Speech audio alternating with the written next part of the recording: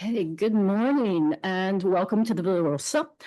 Whether you're here in person or joining us via live stream for the annual Florence Graduate Symposium in Italian Renaissance Art. I'm Sally Cornelison, the director of the Florence Graduate Program and professor of art history at Syracuse University's main campus in New York.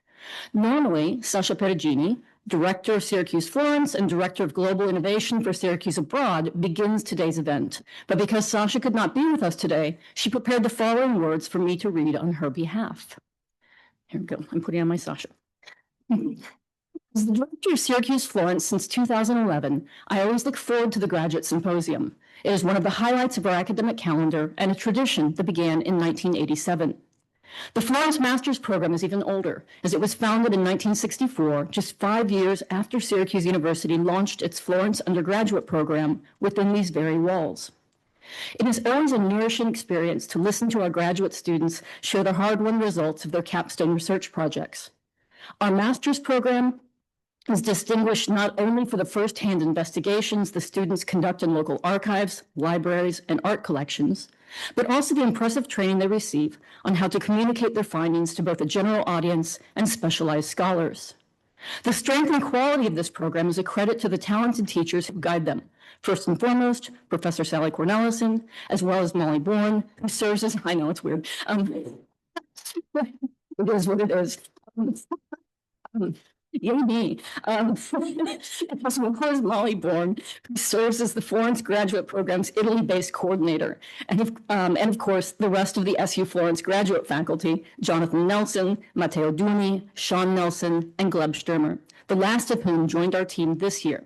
Thank you all for being here, and I have no doubt you will enjoy today's presentations. Now I'm switching personas. Okay.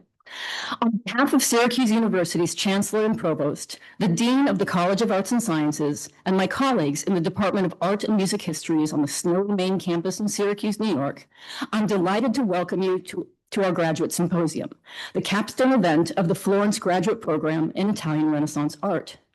Typically, I follow up these greetings with an overview of the extraordinary opportunities our program provides.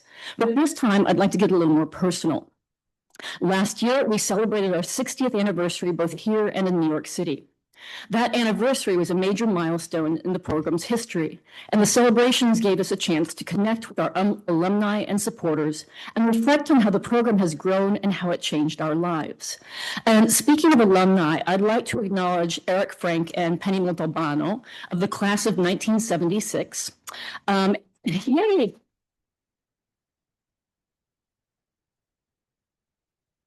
Eric taught for many years at Occidental College and has sent us a number of stellar students over the years, including Jennifer Cowden, who's right back there, Sean Nelson, who teaches for our program, and Gabby Verdolini, who is presenting today. So thank you so much, Eric. I myself was a Florence Fellow in the cohort of 1988-89, which dates me a bit, but I'm more than happy to own it. I'm even happy to be able to direct the program that forged who I am today, both personally and professionally.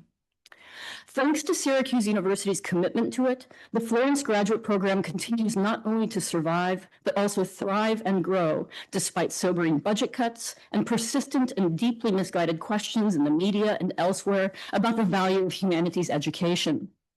We are also the beneficiaries of the extremely generous support of the Samuel H. Kress Foundation, which awarded us not one, but 2 grants this year, and donors and alumni such as Andrew Razaman, who joins us remotely this year. Another of our benefactors is Barbara Jaffe, who finished the Florence Graduate Program in 1975 and went on to become a New York State Supreme Court judge. Incidentally, Barbara credits the research and critical thinking skills she developed as a Florence graduate student for her success as both a lawyer and a judge. My own career trajectory has been decidedly less exalted, but this is a special day for me in that I succeeded Gary Radke as the Florence Graduate Program's director exactly 10 years ago, presiding over my first symposium. Thanks. Presiding over my first symposium in December of 2015. That year, there were 4 presenters, 2 of whom recently visited Florence, and all of whom have gone on to rewarding careers in fields as diverse as the restoration of paintings, gemology and jewelry making, human resources, and cultural outreach in marginalized communities. They were also the last cohort whose symposium papers focused on a unified theme. Theirs was You Are What You Eat, Nourishing Body and Spirit in Renaissance Tuscany. Today, you will hear 10 papers from the largest class in the history of the program on topics that range geographically from Milan to Florence, Venice, Padua, Naples, and Livorno, and chronologically from the 15th to the 19th centuries. They tackle topics as diverse as urban planning, tapestry, bronze oil lamps, ceramic tiles, garden statues, Venetian palace facades, illuminated manuscripts, and lavish banquets. You're in for a treat. I found this group a particular joy to work with, and I know the other Florence graduate faculty, both here and on the main campus, feel the same. Those faculty members are Brian Breggy, Matteo Duni, Margaret Innes, Jonathan Nelson, Sean Nelson, and Gleb Sturmer, the last of whom, as was noted earlier, is a new and valued addition to our crew and teaches a seminar in technical art history in which students get hands-on experience with historical painting and drawing techniques and delve into issues related to art conservation. Last, but certainly not least, is Molly Bourne, who is also an alumna of the Florence graduate program. Molly ensures that all aspects of the year our students spend in Florence, including this symposium, run as smoothly as possible and are as challenging and rewarding as they can be. Her dedication to our program is evident every single day. I now turn you over to Molly.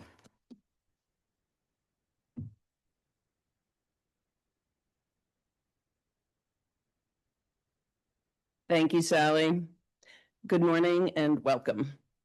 Whether you're with us in person or watching via the live broadcast, we are delighted that you have joined us for the annual Florence Graduate Symposium in Italian Renaissance Art. Before turning to our student presentations, I invite those of you who are here at the Villa Rosa to make sure that your telephones are completely silenced. Second, I wish to thank the director of Syracuse Florence, Sasha Perugini, and the many staff members who have been working so hard behind the scenes to ensure the smooth operation of today's event. Their support for publicity, photography, technology for the live stream, and the refreshments that those of us who are here today will enjoy, they have simply been indispensable. I join Sally in expressing gratitude to my extraordinary graduate faculty colleagues here at Syracuse Florence, Matteo Duni, Jonathan Nelson, Sean Nelson, and Gleb Sturmer, who have taught and mentored this group of students with such dedication over the past year, guiding them to this capstone moment of our program. It is now time to turn to today's main event and to the master's candidates who will be presenting their projects. Today is your day.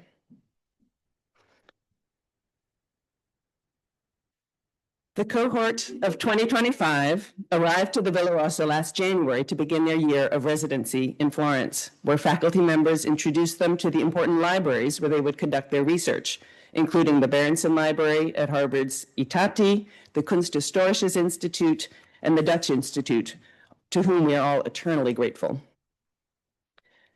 For the Florentine Monument Seminar they took with me last spring, virtually all weekly meetings were held on site or even up on the scaffolding in local museums and monuments, getting up close and personal with original masterpieces like these. But the students enjoyed a moment to properly celebrate the last day of Carnival. They took a day trip to Mantua with me to visit monuments by Alberti and Mantegna, and to Pisa with my colleague Sean Nelson, to explore the Museo di San Matteo and the Cathedral Complex as part of their seminar Mapping a Global Renaissance.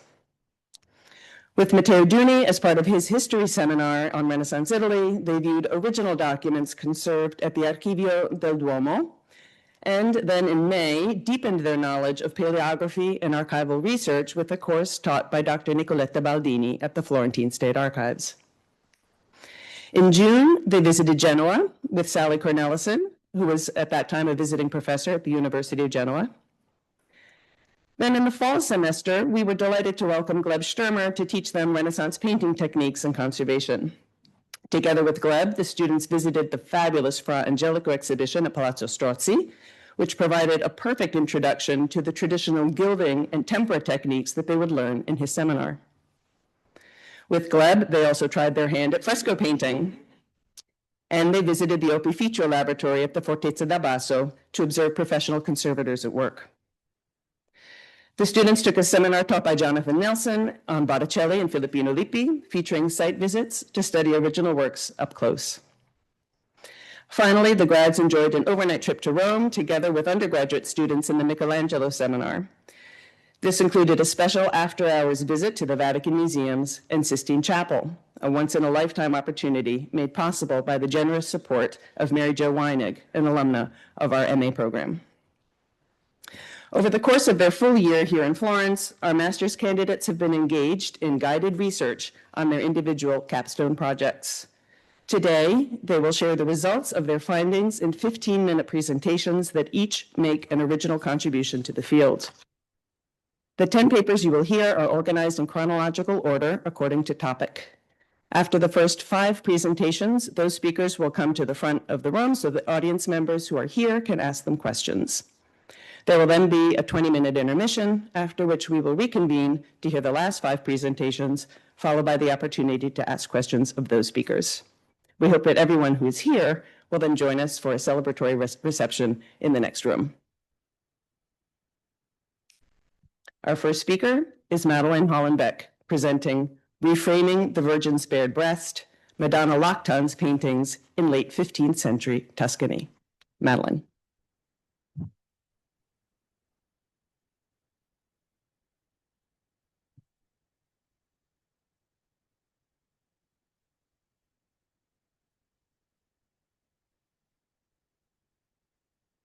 During the latter half of the Quattrocento in Tuscany, an increased emphasis on anatomically accurate representations of the human body resulted in more naturalistic depictions of the nursing Madonna, or Madonna lactans. Consequently, the Madonna's breast began to appear more prominently, often rendered as fuller and veined, departing from earlier Trecento portrayals. Several scholars have since argued that this shift increased the image's potential for erotic interpretation. However, these scholars have not provided any evidence that Renaissance beholders viewed the lactating breast as an erotic symbol. Instead, they have substantiated such claims with fragmentary evidence on disparate topics, such as Savonarola's objections to a modest female dress, or cases of beholders falling in love with images of the Virgin. Moreover, these scholars have continued to apply modern perceptions of sexuality to Renaissance images. In addressing this broader school of thought, I focus primarily on the claims made in Megan Holmes's 1997 article, Disrobing the Virgin, in which she proposes that naturalistic depictions of the Madonna's breast could have triggered erotic readings from Renaissance viewers.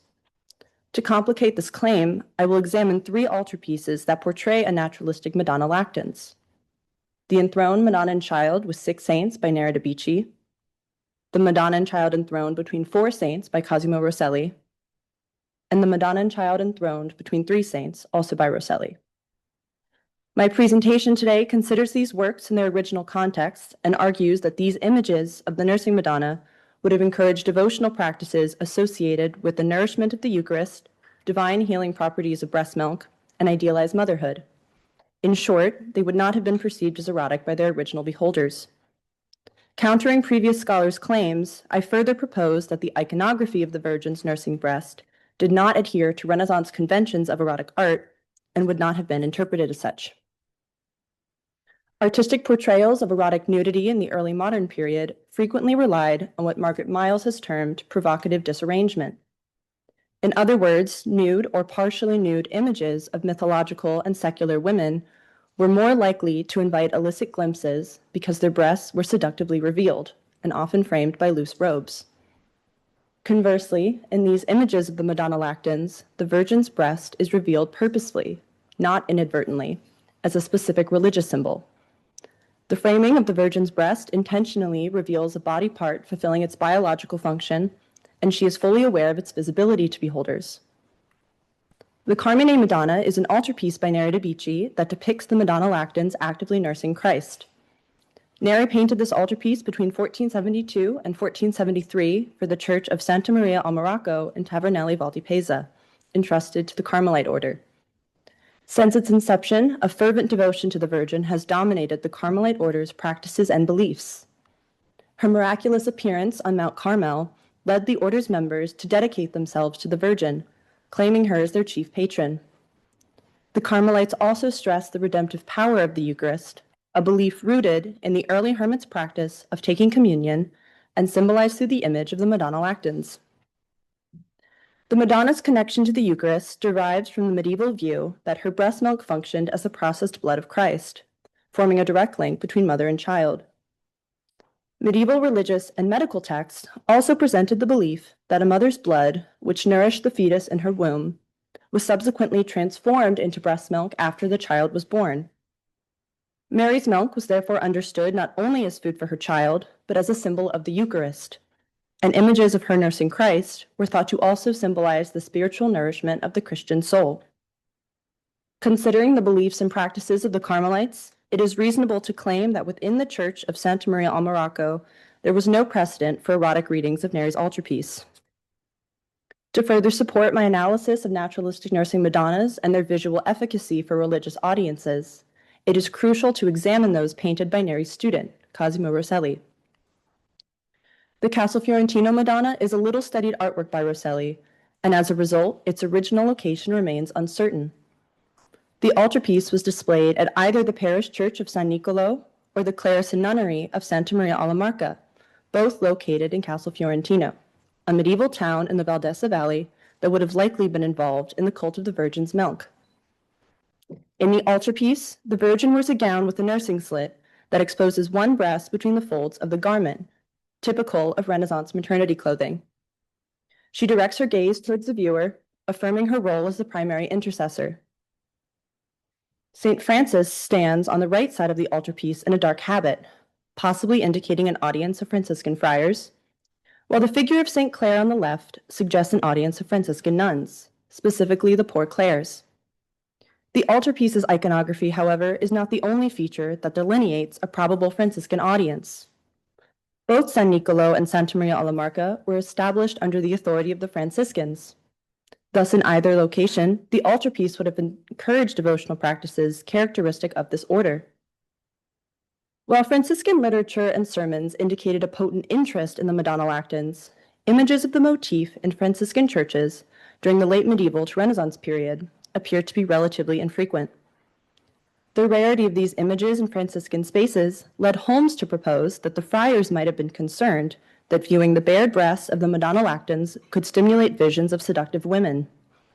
However, the behaviors outlined in the 1223 rule of St. Francis demonstrate that Franciscan friars in a hermitage were encouraged to adopt the roles of mothers and sons to one another. This practice, in addition to the Franciscan belief that milk was a metaphor for the nourishment of souls, establishes maternal elements as integral to the friar's devotion. If, however, the altarpiece was instead displayed at Santa Maria alla Marca, its audience of Franciscan nuns might have identified more with the figure of Mary as a mother of Christ.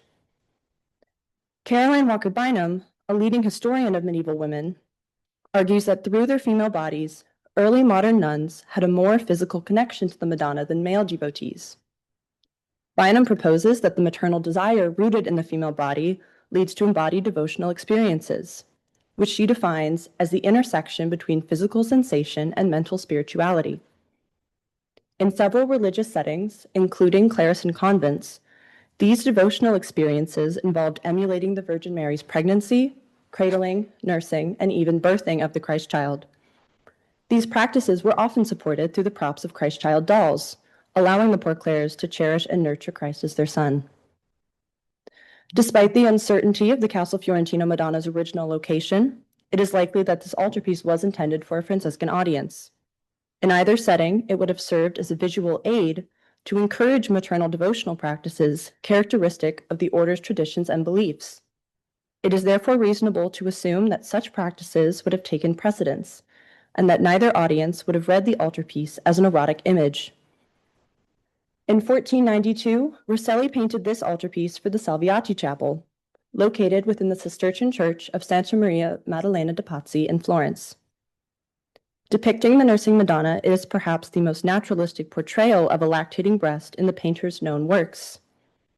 Rosselli's altarpiece was commissioned by members of the Salviati family, devout traditionalists who would have valued imagery immersed in Cistercian religious thought. The Cistercians were devout believers of the healing properties associated with Mary's breast milk, a belief originating from the miraculous vision experienced by their founder, St. Bernard of Clairvaux. Bernard recounted that the Virgin appeared to him and squirted 3 drops of her breast milk into his mouth, granting him divine wisdom and nourishing his soul. In his commentary on the Song of Songs, he writes of the Virgin, "For your breasts are better than wine, smelling sweet of the best ointment." Bynum has argued that this commentary, as well as other sermons of Bernard, indicate his association of breasts with food, and therefore nourishment. Moreover, Bernard's use of the word ointment points to his belief that breast milk possessed healing properties. Rosselli's altarpiece therefore alludes to Bernard's lactation miracle, as its display within a Cistercian setting would support the audience's visual associations of the Virgin's breast milk with both spiritual nourishment and healing. In the Salviati altarpiece, the Virgin's breast emerges through a nursing slit, while the shape and volume of her other covered breast is suggested by the folds of her gown. Here, the infant Christ holds his mother's breast with both hands and directs his gaze out towards the viewer. Christ's engagement with the audience is a regular feature of Madonna Lactans imagery, though it has inspired controversial interpretations. In his publication, The Sexuality of Christ, Leo Steinberg argued that Christ's growing self-awareness within early modern Italian art not only invites the audience to be part of the scene, but imbues it with eroticism. Christ's tactile engagement with Mary's breast in the Salviati altarpiece certainly contributes to the breast's conspicuous nature. However, for the Cistercian monks and members of the Salviati family, it seems far more likely that the painting would have been used as a visual aid to venerate the Virgin's milk and its nourishing and healing capabilities. Each of the three altarpieces by Neri and Rosselli feature the Virgin's bared breast as she either nurses or prepares to nurse her child, reinforcing the theological associations linked to the image type of the nursing Madonna. These case studies are further supported by examining the visual tradition of the Madonna Lactans in Tuscany, from its 14th century origins as the Madonna of Humility to the central motif of 15th century altarpieces. In Trecento, Tuscany, the image of the nursing Madonna was often combined with the Madonna of Humility type.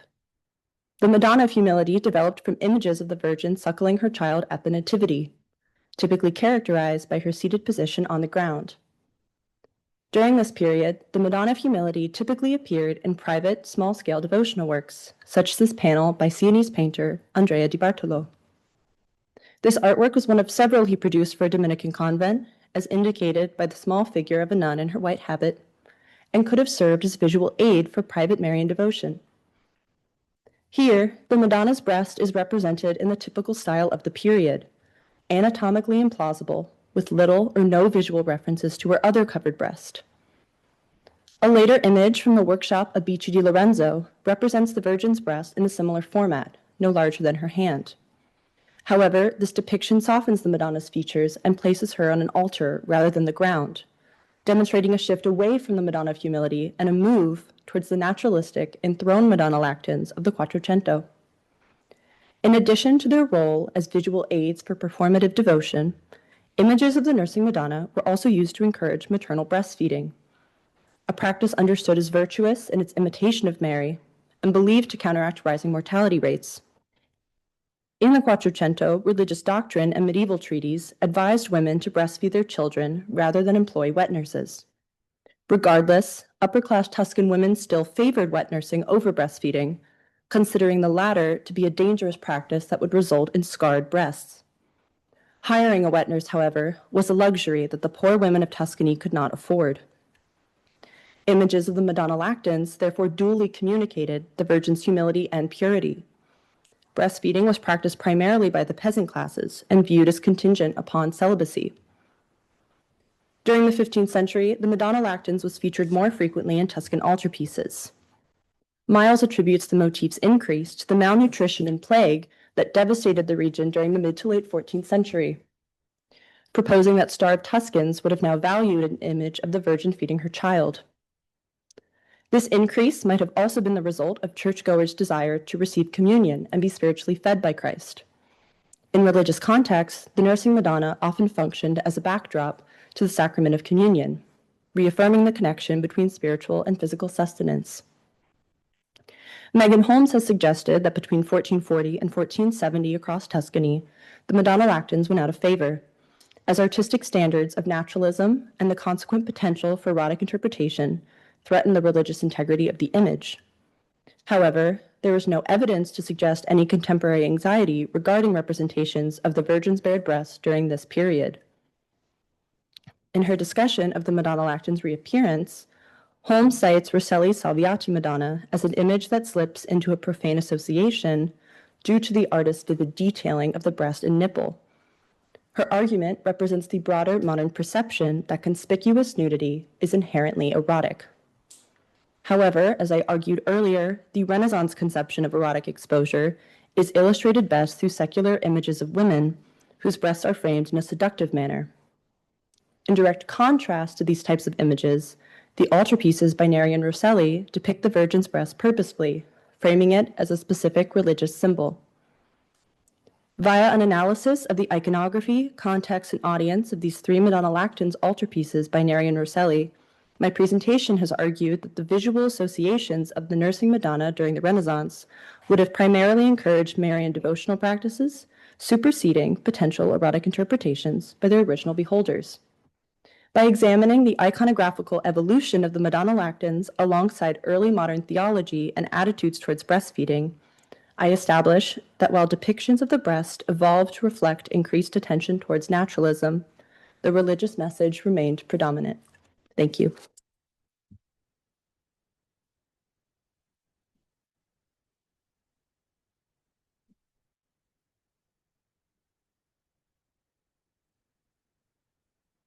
Thank you, Madeline. Our next speaker is Gabriella Verdolini, presenting Materializing Love and Loss, the Maiolica Floor of Giovanni Pontano's Funerary Chapel in Naples. Gabby.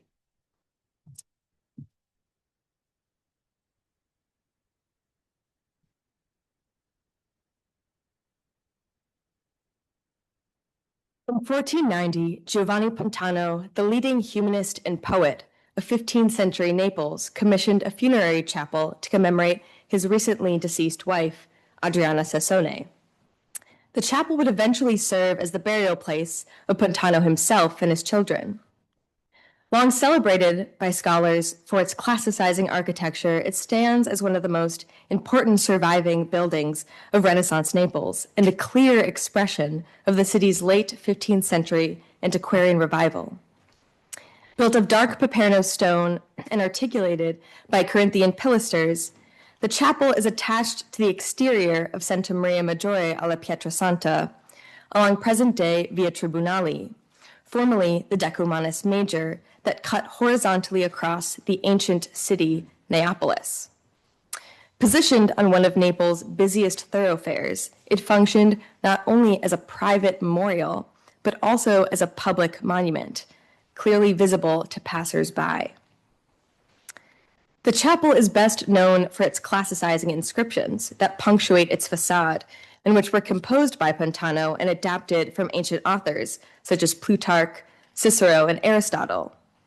A 1685 guidebook described the chapel as a little book with marble pages, inscribed inside and out, in verse and prose. Pontano's emphasis on the written word has led scholars to interpret his inscriptions as a substitute for traditional pictorial or pictorial decoration. Text becomes the primary object of artistic contemplation. Through Pontano's inscriptions, the walls seem to speak. My presentation today will focus on the chapel's Maiolica pavement, which, beyond the inscriptions and a rather unremarkable fresco, is the most distinctive decorative element of the chapel. While scholarship on the chapel has long noted the pavement as an important example of Neapolitan tile production, its discussion has remained narrowly focused on issues of attribution and manufacture, both of which remain debated. In 2012, however, Bianca de Vitis brought the significance of the Maiolica pavement into sharper focus by arguing that Pontano used the inscription Pontanus Fecit to assert his authorship and artistic control over the chapel's design. Pontano's interest in epigraphy extends from the walls to the floors, so that the Maiolica pavement too seems to speak. 4 inscriptions repeat across the tiled surface. Pontanus Fecit affirms Pontano's authorship. Adriana Saxona names the principal subject of commemoration, and Ave Maria signals the chapel's Christian setting. The function and meaning of Laura Bella, however, is less immediately clear. My study builds upon Angela Dressen's passing observation of the phrase's connection to Belle Donne ceramics, a popular 15th and 16th century genre of Maiolica associated with themes of love and marriage. My presentation reframes the floor as a dynamic site of visual and poetic meaning, integral to understanding Pantano's conception of material, epigraphy, and commemoration. I focus on Laura Bella, the chapel's only vernacular inscription, to explore how in deliberately evoking the language of Belle Donne ceramics, the domestic idiom becomes recontextualized within a funerary space. By inscribing this phrase onto the chapel floor, Pantano combined the familiar medium of conjugal celebration with one of mourning, linking the language of love to the language of commemoration.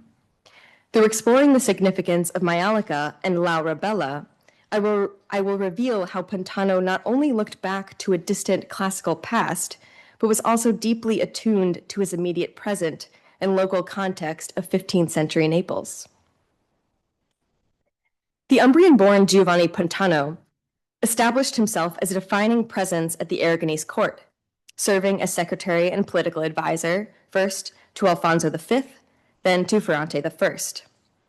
Humanists like Pantano were integral to the court's intellectual and artistic identity, helping to shape Naples as a Renaissance center on par with its northern counterparts.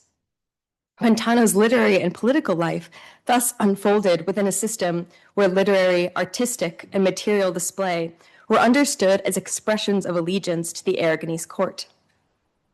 Among his most important treatises are On Magnificence and On Splendor, which outline two distinct categories of display. Magnificence concerns grand expenditures and public works designed to inspire civic virtue, while splendor turns to the interior, describing the refinement of domestic life through furnishings, carpets, paintings, and vessels. Pantano associates these objects with social virtue and aesthetic refinement. His poem addressed to the Neapolitan intellectual Girolamo Carbone, whom he calls Carbo, embodies this theory in verse. Pantano writes, "If on earthenware you enjoy your dinner, splendid Carbo, a dinner has been set out for you." The word fictilibus placed first in the line marks the deliberate rhetorical choice to emphasize the ceramic medium as a vehicle for conviviality. He continues, "Let the earthenware shine on your table and maplewood credenza." By pairing fictilibus with adjectives and verbs of brightness, candida, nitere, splendere, Pantano links the physical qualities of ceramic glaze to the moral vocabulary of virtue. His language moves fluidly between the literal and the figurative. Shine and splendor describe not only light, but also virtue and good taste. The Maiolica floor of the chapel materializes this logic. The same terms Pantano uses to describe domestic refinement in On Splendor, clarity, polish, radiance, find tangible expression in the glazed tiles underfoot. The medium's associations with interior life, sociability, and moral refinement thus carry into the commemorative space of the chapel. In 15th century Naples, Maiolica pavements became a hallmark of elite decoration and signaled proximity to the Aragonese court. They appeared in both noble palazzi and family chapels, like the tile pavements in the Caracciolo del Sole chapel. These pavements shared a common visual language of geometric patterns, heraldic devices, zoomorphic motifs, and brief personal mottos. In another instance, the Gaetani family received special permission to incorporate the Aragonese coat of arms into their Maiolica floor tiles. The symbolic function of tiles permeated other courtly media. In Colantonio's altarpiece, commissioned for the Church of San Lorenzo during Alfonso's reign, a foreshortened Maiolica floor bearing the Aragonese crest lies beneath the saint's feet. Whether underfoot or rendered in paint, tiled floors functioned as deeply coded political surfaces. While the decoration of chapels and private residences with maiolica pavements provides an important precedent for Pantano's chapel, the Belle Donne Albarelli, produced in late 15th century Naples, offers the clearest material comparison for understanding Laura Bella. These cylindrical ceramic vessels, traditionally used in apothecaries for storing drugs or ointments, were also adapted for ceremonial use in 15th century Naples. A number of surviving examples specifically commemorate marriage. An important early instance celebrates the 1465 marriage between Ferrante's son, Alfonso II, Duke of Calabria, and Ippolita Sforza. The jar features a large heraldic shield divided vertically to display the coats of arms of both Alfonso and Ippolita, framed by stylized vegetal palmettes. Another pair of albarelli from 1496 depicts Ferrante II and Joanne of Aragon, and likewise commemorates their union of that same year. These vessels mark a distinct Neapolitan mode in which pharmaceutical albarelli combined court portraiture with the imagery of marital alliance, transforming ceramic surfaces into sites of dynastic display and conjugal celebration. In the following decades, Neapolitan workshops participated in a genre of maiolica production that depicted stylized female portraits accompanied by a name and the adjective bella, or an abbreviated version thereof. Surviving examples include jars inscribed with Medea Bell, Lisa Bella, and Maria B. Within a local Neapolitan context, Pantano's use of maiolica and in his inscription, Laura Bella, can be seen as a deliberate engagement with the same visual and linguistic convention. Unlike heraldic devices or names, which appear on a wide range of surfaces and materials, the phrase Laura Bella is explicitly bound up with maiolica ware. The inscription then transfers the rhetoric of Belle Donne maiolica, typically reserved for display on a credenza or shelf, onto Pantano's funerary floor. In doing so, it extends the albarelli's associations of love and the celebration of marriage into the commemorative space of the chapel. Completed in the same decade as the chapel, Pantano's text on married love offers a new poetic treatment of marriage. Here, Pantano blends genres by using the elegiac mode to praise conjugal love. In classical tradition, elegy was exclusively reserved for adulterous, erotic, or illicit love. Structured around the sequence of a Renaissance wedding, Pantano's text poeticizes the marriage ritual in an unprecedented way. For Pantano, this redeployment of elegy reframes married love as both a new poetic subject and a tool of arrogant statecraft. In On Magnificence, Pantano treats marriage as a public institution that reinforces civic order, writing that marriage was instituted to satisfy the state more firmly, since links of this kind bind together families and relatives and the whole state. He praises the marriage of Alfonso II and Ippolita Sforza, the same alliance celebrated on the maiolica vessel shown earlier, for its display of magnificence and harmony. These marriages in Pantano's account perform a dual function. They manifest individual virtue while confirming social stability. Pantano's chapel was unique among 15th century funerary monuments in that it also served as a meeting place for his humanist academy. Following the death of his mentor, Antonio Beccadelli, Pantano assumed leadership of the academy in 1471. The academy meetings were held in Pantano's palazzo in Naples, his suburban villa, the portico on Via Tribunali, and most unusually, in the chapel itself. In the preface to On Prudence, he explicitly locates one such dialogue in this small, sacred place, invoking the memory of Adriana as the muse that anchors their philosophical gathering. As a recent reconstruction has shown, Pantano's domestic and sacred spaces were physically linked by a continuous portico, joining his palazzo to the chapel. This architectural feature literally elided the boundaries between spaces, domestic and funerary, household and tomb. The portico's bridging function mirrors that of Laura Bella within the chapel itself, an inscription that mediates between the domestic language of love and the commemorative language of a funerary epitaph. For Pantano's humanist circle, the phrase would have carried additional poetic resonance. The name Laura immediately recalled Petrarch's Laura. The word also evoked laurus, the laurel tree central to both classical and humanist conceptions of glory. Pantano would have certainly delighted in the poetic wordplay between Laura and laurus, recognizing in the inscription a double meaning, a personal dedication to Adriana and a literary symbol of poetic fame.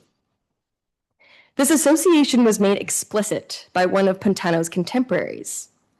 In an elegy written after his death, the humanist Gianno Anicio imagines wandering the abandoned gardens of Pantano's villa. He had left his land uncultivated. His citrus trees were overgrown, while he planted his laurel and lovingly tended to his songs. Now imagining Pantano himself speaking, "Laurel, lest my Adriana die and perish, have her name forever on your sacred trunk. I saw, and many others have seen the songs that great old man wrote on this laurel with his sickle. The laurel tree grows, the song grows, and so does the love to which his dead heart tends." The inscription Laura Bella complicates a reading of Pantano's chapel as merely a humanist exercise in classical emulation and invention. Instead, it redirects our attention to its effective core, the death of Pantano's beloved Adriana Sassone. By adapting a visual and linguistic idiom associated with betrothal gifts onto a site of mourning, Pantano redefined the commemorative language of the chapel, merging personal loss with literary identity and civic ideals within his adoptive home of Naples. Thank you.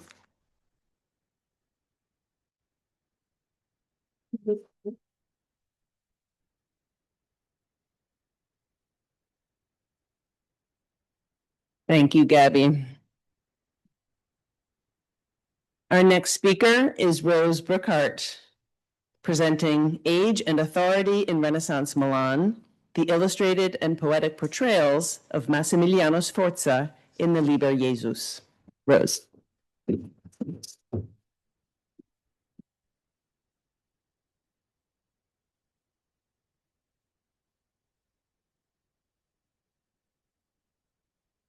During the 1490s, Duke Ludovico Sforza of Milan commissioned two illuminated manuscripts, the grammar book of Elio Donato and the Liber Jesus. These books honored his son and heir, Massimiliano Sforza. Today, I will analyze the less frequently examined manuscript, the Liber Jesus. This codex includes an alphabet primer, 3 Latin prayers, and 1 psalm. However, my study focuses on the 4 full-page illustrations depicting Massimiliano Sforza, who held the title the Count of Pavia. Each image is presented alongside a vernacular poem. Scholars consider this manuscript an example of the Mirrors for Princes genre. This was a type of Renaissance advice literature intended for boys destined to hold positions of political authority. In this way, the 4 secular images and poems in the Liber Jesus establish the skills and conduct expected of the future duke. The first 2 images depict Massimiliano fulfilling the typical military and diplomatic responsibilities of a successful ruler. This includes an equestrian portrait and a formal encounter with Habsburg ruler Maximilian I. The subsequent miniatures portray the boy pursuing other typical courtly activities, such as socializing with his courtiers and capturing small birds. My study argues that the text and images in the Liber Jesus idealize Massimiliano Sforza's masculine and political attributes while preserving his youthful splendor. This exceptional persona legitimizes the Count as the future Duke of Milan. For the first time, my paper examines the illustrated and poetic depictions of Massimiliano through the Renaissance conceptions of childhood, known as infancia, puerizia, and adolescenza. This provides new insight into how Massimiliano's age implicates the diplomatic and courtly identities fashioned for him in this manuscript. Based on a renewed interest in ancient Greek and Roman medical texts, elite 15th century peoples typically categorized the development of young boys in 3 distinct and successive stages. Infancia, which includes birth to age 7, puerizia defines ages 7 until 14, and adolescenza indicates the ages 14 until 21. Massimiliano was at most 6 years old when the Liber Jesus was created, and therefore in the stage of infancia. During the Renaissance, medical documents emphasized an infant's lack of reasoning and inability to verbalize.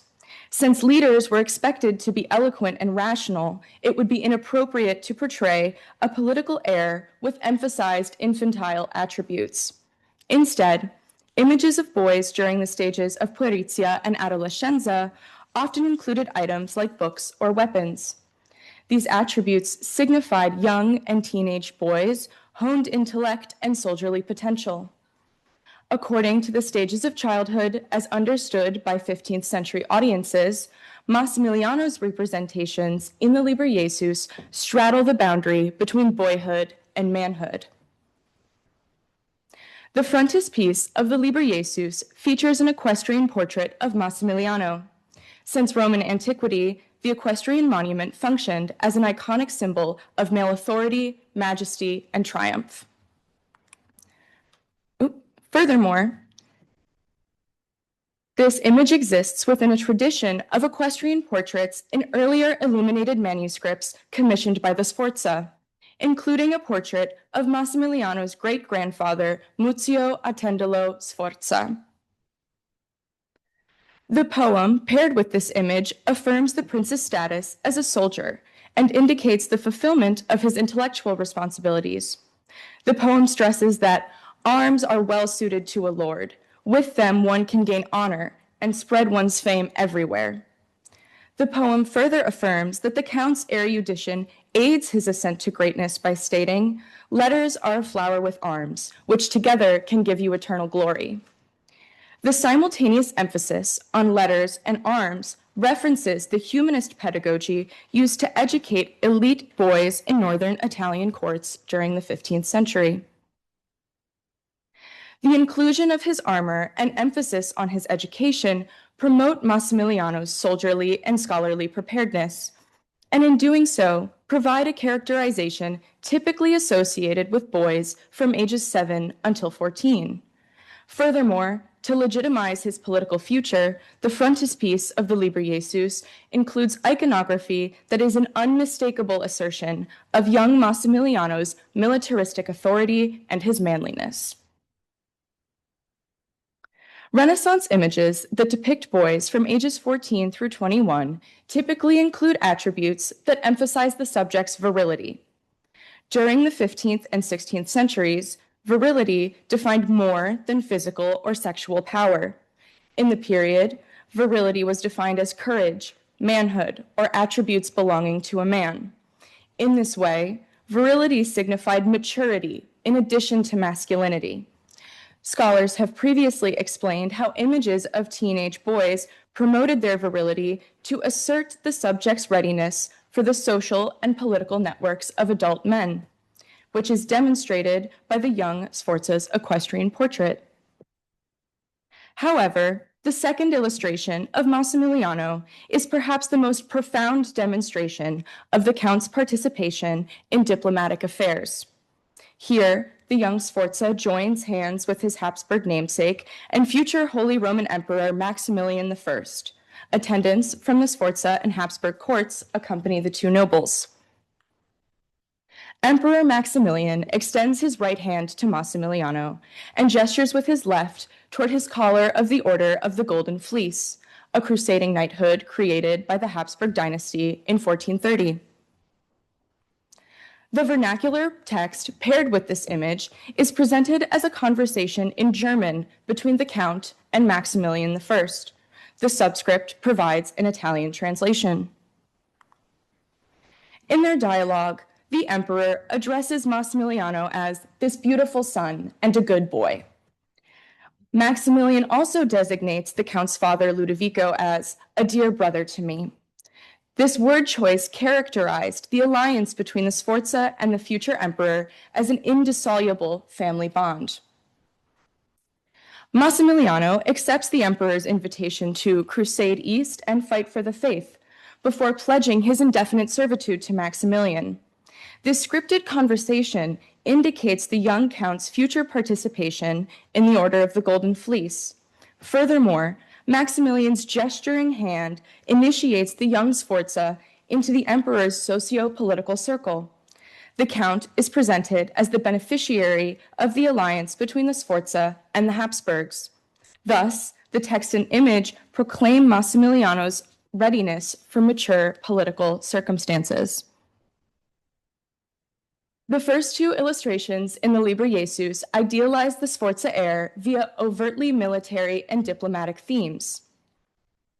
Meanwhile, the final two full-page illustrations glamorize Massimiliano's mature persona by depicting his engagement in courtly activities. In the third image, Massimiliano gestures with his left hand toward his chest and stands behind a table. The accompanying poem identifies some of the courtly figures who accompany him, including his astrologer, who is seated at the count's left and dressed in red garments, and importantly, the nurse seated across from the count. The poem describes Massimiliano's humorous interaction with his nurse, which contributes to his idealized virility. The young count amuses his nurse by demanding the capon because it is the best morsel. The text employs the Italian word boccone to describe the mouthful that Massimiliano demands. In the Renaissance, the term boccone was frequently used to describe sexual organs or intercourse in courtly literature that featured erotic double entendres. Massimiliano's humorous remark exists within a tradition of suggestive comedy amongst lords and elite men. This tradition bolstered male bonds within the social and political networks of northern Italian courts during the 15th and 16th centuries. The young count's desire for this particular boccone contributes to his virility and indicates his aptitude for participating in the social traditions of his adult contemporaries. Massimiliano's portrayal conveys both his sexuality and his readiness for mature environments. Thus, the young count's character includes attributes typically afforded to adolescent boys between the ages of 14 and 21. As the future duke, Massimiliano was expected to produce heirs. The tent-like canopy prominently suspended in the back left corner was a popular bed covering in 15th century Italian courts. This bedroom furniture confirms the young count's ability to maintain dynastic succession, providing another example of how the portrayals of Massimiliano characterize his virility with expectations typically associated with older males. Further advancing this characterization, three ladies who stand at the back of the room likely represent courtly lovers or ladies in waiting. Their intertwined arms and pose recall classical and classically inspired representations of the three graces. Renaissance audiences associated the graces with themes of love, abundance, and sociability. By referencing these classical figures, the ladies' presents contribute to Massimiliano's desirability as Ludovico's heir. The accompanying poem identifies these ladies as Beatrice, Cecilia, and Caterina, who give pleasure to the count, furthering the likelihood that these ladies are courtly lovers and their contribution to the young Sforza's virile persona. The final miniature shows Massimiliano clothed in brown garments and capturing birds in the company of his tutor, who wears a black cap and gestures toward the sky. He is also accompanied by a boy dressed in blue, who is likely Massimiliano's younger brother. The poem describes how Massimiliano uses his voice to attract linnets and thousands of other little birds, noting that these make a great feast for that beautiful, adored face. The text and image indicate the Count's aptitude for capturing or domesticating wild animals, an important activity for his chivalric upbringing that prepared Massimiliano for the hunting rituals popular amongst Renaissance lords. The many birds attracted to the young Count further indicate his virility through a double entendre. The text specifies that Massimiliano's birds are linnets and identified by the Italian word fanelli. As early as the 14th century, the term fanello was employed as a double entendre or metaphor for the phallus. During the Renaissance, the birds caught in hunts were often referred to with sexualized language to contribute masculine associations with the capture and domestication of animals. The activity represented in the illustration and double entendre in the poem portray Massimiliano as an apt participant in the pursuits that were essential to the projection of his future authority. Thus, young Massimiliano is once again characterized similarly to other teenaged and adult men.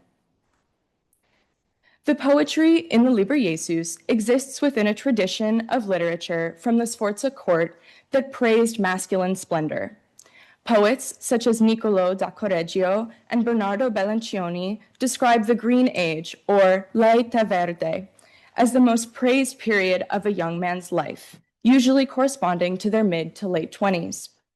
Their poems celebrated male beauty according to a Petrarchan model, which valued blonde flowing hair, smooth pale skin, and large eyes. The visual and poetic representations of Massimiliano in the Liber Jesus emphasize the young Sforza's eyes, fair skin with rosy cheeks, and the individual strands of the Count's blonde curls. Thus, the artist glamorized Massimiliano's handsomeness according to the same beauty standards used to praise older male courtiers in Milan. The four images of Massimiliano Sforza in the Liber Jesus and their accompanying poetry demonstrate how this manuscript fashioned the Count as an astute and manly heir. The idealized persona of Massimiliano in the Liber Jesus does not negate his youth. In fact, the Count's portraits characterize him with traits often afforded to boys during the stages of puerizia and adolescenza. These include glamorizing the boy's intellect, diplomatic behavior, and virility to idealize his socio-political identity. This conclusion affirms that the visual and poetic portrayals emphasize Massimiliano's exceptional qualities to promote his similarly exceptional political destiny. Thank you.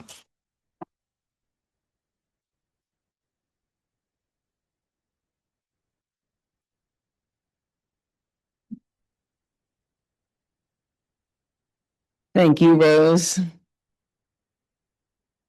Our next speaker is Sophia Fry, presenting Scutching the Sforzas, Flax as a Political Message in Gian Giacomo Trivulzio's Months Tapestries, 1503 to 1509.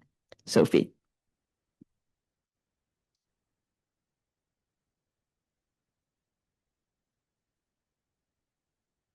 During a boom of silk production in Milan, Gian Giacomo Trivulzio, the newly appointed Marshal of France, commissioned a series of tapestries that includes a prominent depiction of the scutching and hackling of flax to make linen. Designed by Bramantino and likely woven between 1503 and 1509 in the workshop of Benedetto da Milano, the 12 wool and silk tapestries depict peasant labor over the course of a year, following the labors of the month's medieval thematic visual tradition. Known as Trivulzio's Months, Trivulzio likely commissioned the series to celebrate his defeat of Ludovico Sforza and the return of peace to the city in 1499. Previous scholars of the Months series focused on his iconography, symbols of Trivulzio, and possible political motivations behind the commissioning. This study focuses on the representation of flax processing occurring in the November tapestry. Flax is usually a footnote in the scholarship of the textile industry in Renaissance Milan, given that most scholars investigate Ludovico Sforza's development of sericulture, or cultivation of silk in the region. Used to make linen fabric, canvases for paintings, sails for ships, and linseed oil for oil paints, flax was a crucial material for the early modern economy and daily domestic activities. No scholar has made an in-depth investigation of the detail of the sketching, hackling, and bundling of flax within the broader context of textile manufacturing, nor its possible links to the political messaging that celebrates Trivulzio. I argue that the depiction of flax in November supports the political agenda of the series. My study suggests two possible reasons for the inclusion of flax. First, that flax represents a return to ancient customs in contrast with Ludovico's silk industry in Milan. And second, that the illustration of the sketching and hackling processes metaphorically parallels Trivulzio stripping the Sforza duchy of power. Woven out of wool and silk, the scene of November presents a view inside a crowded autumnal workshop, buzzing with the clanging of metal tools, the shuffling of wood, and the giggles of children. At the center of the lower margin, an inscription listing the 6 occupations for the month appears. It reads, "November rejuvenates the fields and cares for the olive trees, mates the goats, gathers acorns, prepares the farm implements and the flax." At the center of the scene is the personification of November, sitting authoritatively on a wooden work table separate from the workers as he stares out to the viewers. Suspended above his head is a garland encircled tondo, displaying Trivulzio's motto, emblem, and titles. A red sun appears in the upper left corner, and the upper right corner is a zodiac sign for Sagittarius. A border of family crests adorns the entire perimeter of the textile. The workshop scene depicts 12 attentive workers with downward-focused gazes and 9 boisterous children. Axes and spades lie on the colorful square tiles of the paved floor. On the left side of the tapestry, 2 male workers stand before a work table making wagon wheels with their arms raised in unison, mallets and blades in hand. Behind them, workers bend rakes into form on wooden trellises. In the background, a man and a woman flank the central figure, each dangling shoes by their laces above the heads of eager children. 2 figures engaged in the sketching and hackling of flax appear prominently in the foreground, on the right side of the tapestry. A worker wearing a blue tunic is stationed before a wooden armature with a vertical standing wooden comb. He drapes flax fibers over the comb's serrated edges while raising a metal sketching knife in his left hand, ready to beat the flax. The XX flax stalk clings to the wooden armature near his knee. Behind him, another laborer stands before wooden hackle combs, with a paddle in his left hand and a bundle of flax in his right hand, preparing to comb the fibers. After hackling, the workers bundle the flax, represented by the 4 bundles on the floor in front of them. Trivulzio's months follow a medieval visual tradition with classical Roman roots, called the labors of the months, which depicts secular, routine occupations of peasants with the underlying themes of seasonal changes in nature and productivity. During the Middle Ages, labors of the months were often featured in books of hours or decorated walls. Artworks across the genre depict similar pastoral labors for each month with slight variations. Labors of the month cycles, including Trivulzio's, often included idealized images of countryside labor. These convey a pleasant way of life with abundance without struggling or suffering. The local countryside almost always inspired the labor shown in a series. Trivulzio's tapestries are among the first in the medium to represent each month in a separate textile, and in general, they follow the pattern of labors within the genre, though with some deviations. One such variation is November, which often shows a boar hunt or peasants gathering acorns. While flax processing is not a common labor depicted in the genre, some examples exist in books of hours from France and Flanders, as well as German prints. Scholars often compare Trivulzio's months to the Labors of the Month fresco cycle at Palazzo Schifanoia in Ferrara, which features a reference to textile labor.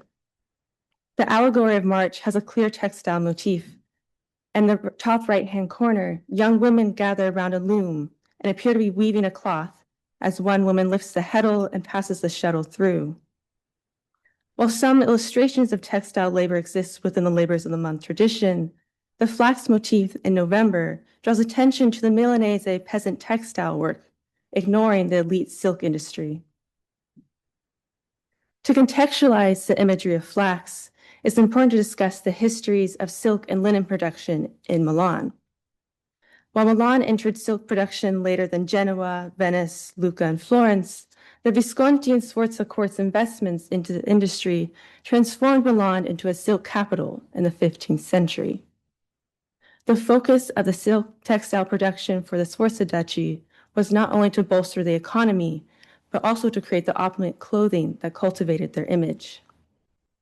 After the silk industry stagnated following the assassination of Galeazzo Maria in 1476, it saw a revival under Ludovico Sforza, the powerful regent of his young nephew. At the Sforza villa in Vigevano, Ludovico ordered the planting of mulberry trees, whose leaves provide food for silkworms in order to foster a local sericulture independent from foreign resources. Ludovico deployed laboriously constructed garments made from fine silk brocades and velvets woven with allusions to himself to bolster his own reputation. The revival of Milan's silk industry was one of Ludovico's greatest and most treasured achievements, a possible source for his nickname Il Moro, which stems from the Latin word for mulberry. Flax, on the other hand, has ancient roots in the region. Pliny the Elder established the importance of flax in Lombardy in his natural history, written in 77 CE. Pliny documents the use of flax to weave linen to make the sails that connected the Mediterranean and the agricultural practices of flax. Significantly, Pliny mentions in Italy, between the rivers Po and Ticino, the linen of which holds the third rank among the kinds manufactured in Europe, and those of Robbio, the second place in general estimation. Thus, it becomes evident that the Lombard region of Italy has a tradition of linen production. Historically, peasants farmed their own flax in the countryside for the creation of their clothes. Nearby Cremona and Lodi and the fertile Po River Valley were known agricultural for flax in the 15th century. Scholars, however, do not view flax production and linen making as economically significant or lucrative. While silk had connotations of opulence and splendor and was reserved only for the upper classes due to sumptuary laws, linen was a quotidian and simple fabric worn by peasants. So why would flax appear in Trivulzio's tapestry? One possible explanation for the selection of the flax motif in November is that its ancient roots, in contrast to the silk industries, emphasize a political reading of the series. Trivulzio stripped Ludovico of power. As the Marshal of Milan, appointed by the French king, King Louis XII, Trivulzio needed to show his allegiance to the king, and one way to do so was to take a visual jab at the Sforzas through artwork. Key to the political context of Milan at the time is a rivalry between Trivulzio and Ludovico. A brief survey of the life of the Marshal reveals the deep roots to this feud. Trivulzio was a professional soldier, educated with the Sforza family, and served under them militarily. His military successes earned him the scorn of Il Moro, and Trivulzio left Milan in 1483. 3 years later, French King Louis XII placed Trivulzio at the head of his army, and together they overthrew the Sforzas in September 1499. Trivulzio commissioned the cycle 2 years after he became the Marshal of Milan, making it likely that the tapestries reflect his rivalry with the Milanese Duke and celebrated his triumphant return to the city. Symbols of Trivulzio abound throughout the series. Each tapestry has a border with a repeating pattern of 5 family crests. A tondo with the Marshal's coat of arms, emblem, and motto appear in the middle of each tapestry. One scholar has suggested that in September, the figure in red on the right with a falcon perched on his gloved hand, is Trivulzio himself, and his wife is on the left side in a blue gown as well. The scholar connects the presumed portrait of Trivulzio and the significant September to September 6, 1499, on which the Marshal led the forces of King Louis XII to Milan and overthrew the Sforza Duchy. The iconographical decision to include linen production distances Trivulzio from Ludovico's investment in industries such as silk that were criticized for straying far from Milan's classical roots. An account by Cistercian monk Arcangelo Modigliano credits the Marshal with rescuing Milan from a depravity of ancient customs under Ludovico. The inclusion of flax in November and the choice to commission a Labors of the Month tapestry series with classical roots supports Trivulzio's separation from Ludovico. Scholars have not noted that the month of November may have political significance as well. On November 11, 1499, King Louis XII issued the Edict of Vigevano, which set forth a vision for the administrative functions and Senate of his new government in Milan. As a result, prominent members of the Ghibelline faction fled Milan, refusing to swear their allegiance to the new French king, and Louis XII appointed new French senators to the Senate. As a French province, Louis XII ruled through his lieutenant Trivulzio and relied on him to identify and remove unruly dissidents. Thus, the Marshal became associated with the removal of not only the Sforza Duchy, but objectors of French rule. Previous scholars have failed to illuminate that this excision of dissidents symbolically mirrors what happens within the process of scutching and combing flax depicted in the November tapestry. Scutching removes the stalks and waste material of the flax by beating the stalk of the plant with a wooden or metal blade. It leaves behind long and soft fibers that are then hackled or brushed through a comb. Hackling strips the short fibers from the long, desired smooth fibers through a series of combing, so only fibers ready to be spun into linen yarn remain. The removal of the short fiber serves as a corollary for the expulsion of dissidents and the Ghibelline faction after Trivulzio took control of Milan. The bundles which lie prominently in the foreground of the November tapestry represent the high quality of flax that remain, or, to continue the interpretation, those who align themselves with the French. In conclusion, the sketching of flax shown in the November tapestry aligns with the overall triumphant and political messaging of the month series, with a direct snub of Ludovico's sericulture in Vigevano. Given the context of Ludovico Sforza's and Gian Giacomo Trivulzio's feud, scholar suggestions of political messaging conveying Trivulzio's power and the return of peace to the city, the depiction of flax was likely an intentional offense to Ludovico and his beloved silk industry. Thank you.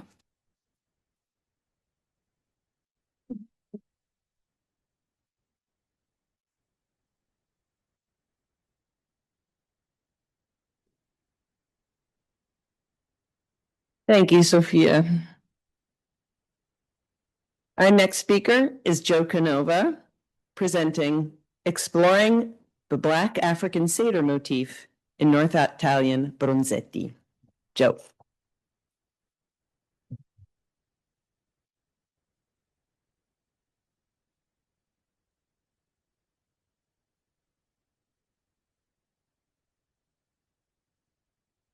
In the first half of the 16th century, workshops in and around the city of Padua began producing a significant number of bronze oil lamps in the shape of a single head that combined the features of Black Africans and satyrs.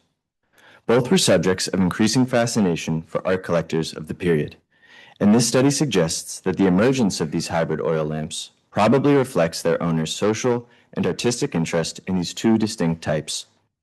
For the first time, it establishes these Black African satyr lamps as a cohesive typology of early Cinquecento bronzetti, or small bronzes. Some scholars have argued that these lamps dehumanized Black Africans through their conflation with satyrs, a position that this study furthers by suggesting that the utilitarian function and demeaning appearance of these lamps accentuated the erudition of their northern Italian owners, conveying their familiarity with period literature that frequently characterized Black Africans as morally corrupt and uncivilized. This presentation begins by identifying a group of lamps in public collections that exemplifies this typology and establishes how previous scholars have discussed their fusion of Black African and Satyr characteristics. Next, it contextualizes these objects within the broader practice of collecting and displaying bronzetti in settings such as private studies, also known as studioli, before analyzing the visual traditions of depicting both Black Africans and Satyrs in Northern Italian art. Finally, it examines how period texts such as 15th century travel accounts, Christian writings, and physiognomic treatises contributed to negative perceptions of Black Africans as hypersexual and subhuman. My study identifies 6 extant bronze oil lamps modeled as Black African satyr heads, although additional examples surely exist. Each of these objects is referred to by the city where it is currently kept. This typology is comprised of lamps originally made in Padua during the first half of the Cinquecento, and all 6 featured in this study depict the facial features typically associated with Black Africans: broad noses, prominent cheekbones, full lips, and curly hair. These attributes are combined with at least one of the 2 features associated with satyrs: a head wreath made of grape or ivy leaves, and a pair of horns. Moreover, each lamp has one of the following functional features: a handle at the back of the head for moving the lamp, a hinged lid on the top for pouring in oil, and a jaw with an open mouth that originally functioned as an oil reservoir and wick holder. Finally, all the lamps are roughly equivalent in size. The Munich lamp, which clearly depicts both Black African and Satyr attributes. Set on a round base, the neck extends to an upturned face with a broad nose, high cheekbones, and full lips. Ringlets of curly hair are visible around the wreath of ivy leaves crowning its head, and a green patina covers most of the sculpture, with its original bronze coloration still visible on its satyr-like wreath and horns. It has been suggested that the unknown sculptor who created this object used Black African features to highlight the sense of otherness and exoticism already conveyed by a satyr. The Dresden lamp is missing the horned lid that originally covered its pouring hole, and only a fragment of its rear handle remains. Despite these damages, its Black African facial attributes remain visible. It clearly possesses a wreath of ivy on the sides of its head, an open mouth, and an extended jaw. Like the Munich lamp, it has been observed that the Black African features on this example are used to delineate the satyr as a natural being from our own world, while maintaining, if not enhancing, the quality of otherworldliness also associated with the mythological subject. The Vienna lamp shows the same Black African and satyr attributes as the Munich and Dresden casts, with its dark patina, sets it apart from the brown patinated Dresden lamp. Convincingly, it has been stated that the sculptor responsible for it used Black African features to convey the mythical, bestial qualities of satyrs through a real-world being. However, scholars are yet to propose why Black Africans were specifically chosen. The Paris lamp is modeled with the same facial and utilitarian characteristics as previous examples, including full lips, high cheekbones, ringlets of curly hair, protruding jaw, and a rear handle. It differs from the others in that it is sculpted with a smaller set of horns and a well-defined top row of teeth. This lamp has been identified as a type of caricature that demonstrates how artists interpreted their patrons' interest in both mythological subjects and foreign peoples through a single object. The Hanover lamp has small horns like the Paris lamp and the same top row of teeth as this previous example. Importantly, these 2 lamps indicate, when studied together, demonstrate stylistic variations within the typology and likely indicate that Black African satyr lamps were frequently remodeled and reproduced by different North Italian workshops.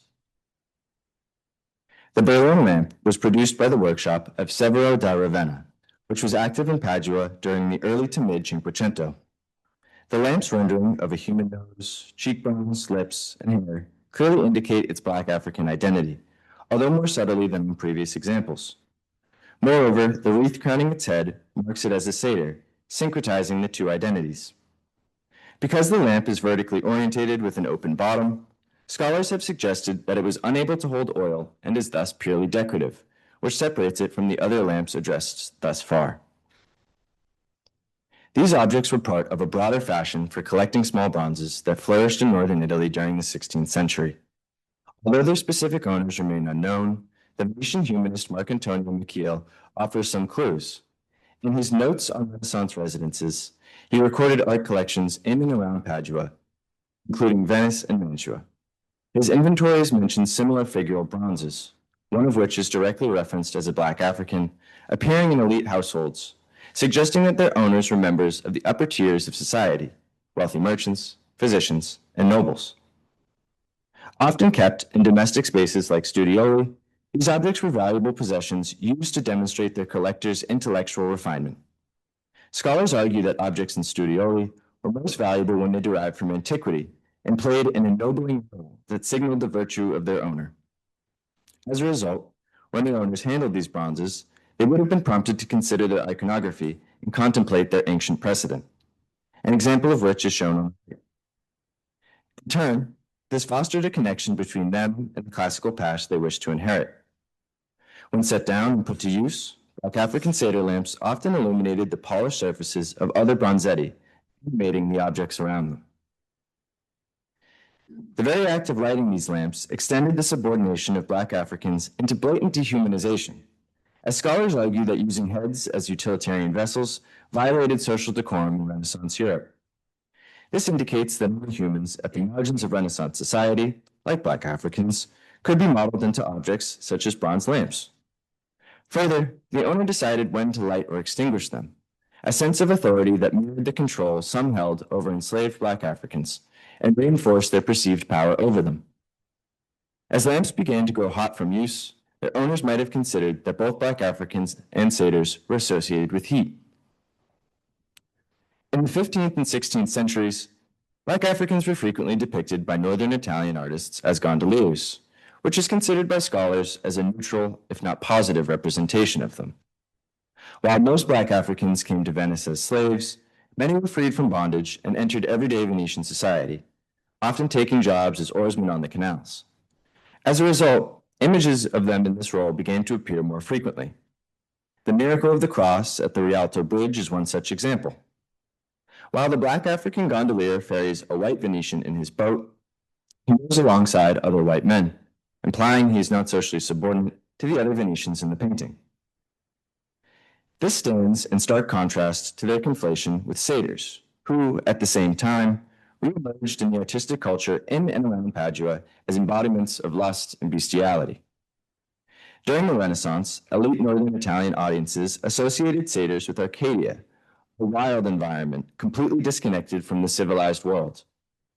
The early Cinquecento container on the left side depicts two copulating figures, and the small plaquette on the right shows one uncovering a nude woman, each reflecting collectors' interest in bronze depictions of sexually charged satyrs. Furthermore, a cover for an incense burner, known today as the car and vessel, depicts two of them seated and bound back to back. It likely symbolizes the victory of civility over primitivism. Beyond seeing satyrs as simply amusing and erotic creatures, elite northern Italian collectors, whether merchants, physicians, or members of the nobility, use them as foils to highlight their own sexual temperance and moral virtue, and likely employed Black African satyr lamps in a similar fashion. These negative interpretations of Black Africans may have emerged from textual sources familiar to northern Italy's elite collecting audience. One such text is a travel account of the Venetian merchant Ivise da Mosto, published in Venice in 1507. His descriptions of Black Africans were likely familiar to readers in northern Italy, as the collection was reprinted numerous times in subsequent years. Da Mosto characterizes the Black Africans of Cape Verde as exceedingly lascivious and a wild and poor people, an assumption likely based on account of their nakedness, which he describes at length, as well as his observation that they live mostly in straw huts and do not build with stone, aspects he uses to define their culture as uncivilized. This representation of them as naked and lustful and wild may have encouraged erudite readers to associate them with satyrs. Another text is the Golden Legend, a 13th century compilation of saints' lives and biblical stories that was one of the best-selling texts in northern Italy during the period. In the legend of Saint Simon and Jude, demons are released from an idol by the apostles. Upon emerging, they were described as two naked and black Ethiopians, who, with wild cries, departed. In the context of the Golden Legend, the term Ethiopian describes Black Africans, Black individuals generally, not specifically those from the modern country of Ethiopia, and carries a derogatory implication. This particular story links them with nakedness to indicate they are spiritually inferior and, consequently, uncivilized. In the legend of St. Bartholomew, he exorcises a demon from an idol, which is subsequently described as an Ethiopian blacker than soot, with sulfurous flames shooting from his mouth, a literary precedent for what owners of Black African Seder lamps experienced within their home. Importantly, the legend of Bartholomew demonstrates an early instance of Blackness in connection to heat and moral corruption. These misconceptions were probably common among readers of the Golden Legend, including, presumably, the collectors of these bronze lamps. Finally, in circa 1430, the Portuguese physician Orlandus Scriptoris produced a physiognomic treatise titled Reductorum Physiognomy. In it, Orlandus posits that hot conditions produced flat noses, which he links to lustful behavior. He attributes this feature to Black Africans because of their continent's intense heat, stating it burns the semen and blackens the blood during organ formation. Moreover, he notes that the curly hair is the product of disturbed spirits, further associating Black Africans' physical features with negative moral qualities. Originally produced in Paris, the manuscript's presence in major European collections suggests its movement through intellectual circles in northern Italy, through scholarly diffusion or direct interaction. This implies that misjudgments regarding the appearance of Black Africans were ingrained in the intellectual culture of the region. It is plausible then that collectors perceived the flat nose on each lamp not only as an attribute of a Black African's face, but also as a signifier of their lust. The same could be said for their curly hair on each of these lamps, which would have connected them to a hot and uncivilized terrain. The wreath and horns on each lamp would have reinforced this connection by evoking satyrs, who embodied these same qualities. As a result, Black African physiognomy and satyr attributes are fused together and carry the negative associations audiences would have had regarding both types. This evidence demonstrates that Black African satyr lamps asserted the intellectual and moral superiority of an elite group of Northern Italian collectors by presenting Black Africans as subhuman beings. When organized into a distinct typology, the defining features of these objects become apparent, as well as their prevalence and popularity among collectors during the first half of the Cinquecento. Ultimately, these lamps are not simply revitalizations of classical themes, nor playful syncretizations of real humans and mythological subjects, but devices that form tangible foils to their owners' ideals of civility and moral virtue through the debasement of Black Africans. Thank you.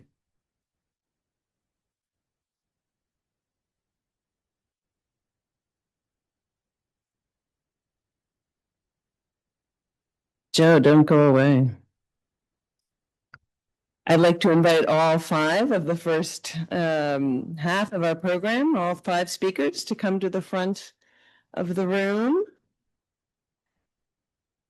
And you've now heard five, I think, very spectacular papers on Madonna Lactan's paintings, on the Maiolica in Naples and the Pontano Chapel, on illuminated manuscript in Milan, on tapestries in Milan, and linen and flax production, and on Black African Seder lamps in Padua. So you now have the opportunity. My colleague Jonathan Nelson has a wireless mic.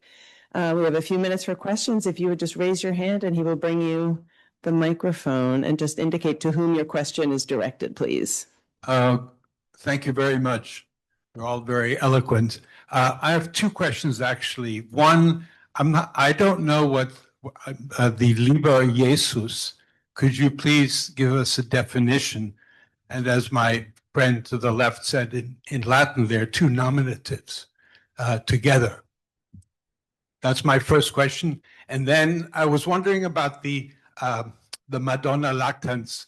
Were there any, is it known whether they were considered sort of scandalous? Were they burned under Savonarola? Did he sort of pick them out? Do we know anything about that?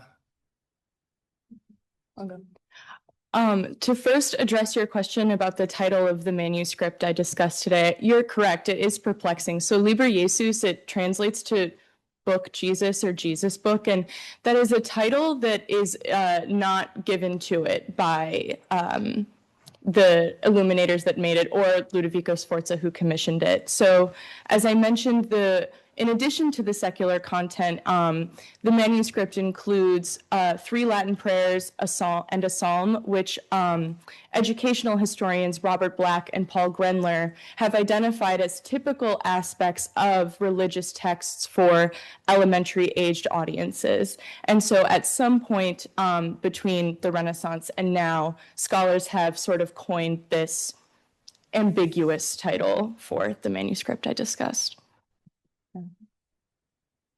Thank you. Regarding the Savonarola's objections, he did not concern himself with the Madonna Lactans breast. He did find issues with paintings of the nursing Madonna in thinly veiled clothes or in shifts. There is a quote by him where he notes that the Madonna Lactan, the Madonna in veiled clothing is represented as a prostitute or as a whore, but as to your question about the breast was not a concern of his at all. And so people often take, or modern scholars take this quote by him and apply it to images of the nursing Madonna when that is not in fact what he was referencing. Thank you.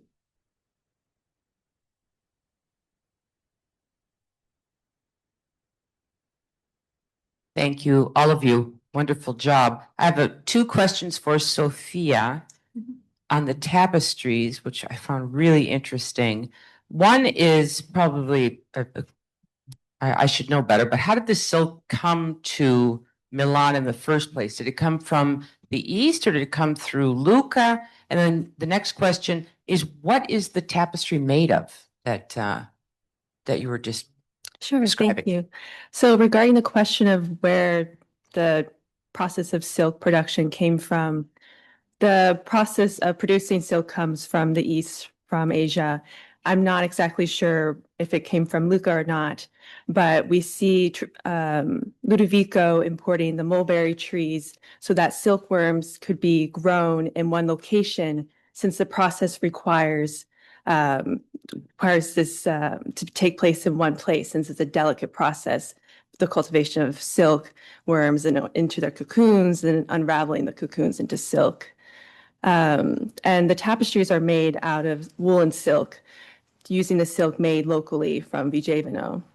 There is some records that suggest that there is linen in the tapestry, but conservation reports do not find the linen. Linen's usually it's too frail and brittle to be used in tapestries such as these. Thank you.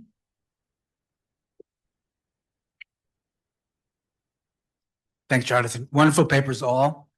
I have a question for Gabby.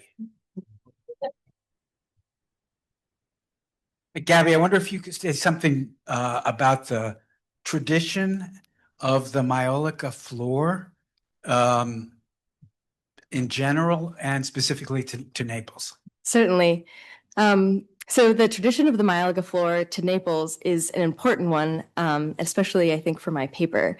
And I'll say a word first, just generally on the circulation of Maiolica around the Mediterranean and then into Italy, because I think this has important implications for Naples. Angela Dressen argues that as early as the Trecento, Maiolica was coming into Italy, particularly via the island of Majorca, which is where we get the Italianized word Maiolica. It was when Alfonso comes to power and seizes Naples that he really facilitates that transfer between Spain and Naples, right? Because Alfonso is a Spanish king. As early as the 14th century, Maiolica appears very frequently on the walls of homes in southern Italy.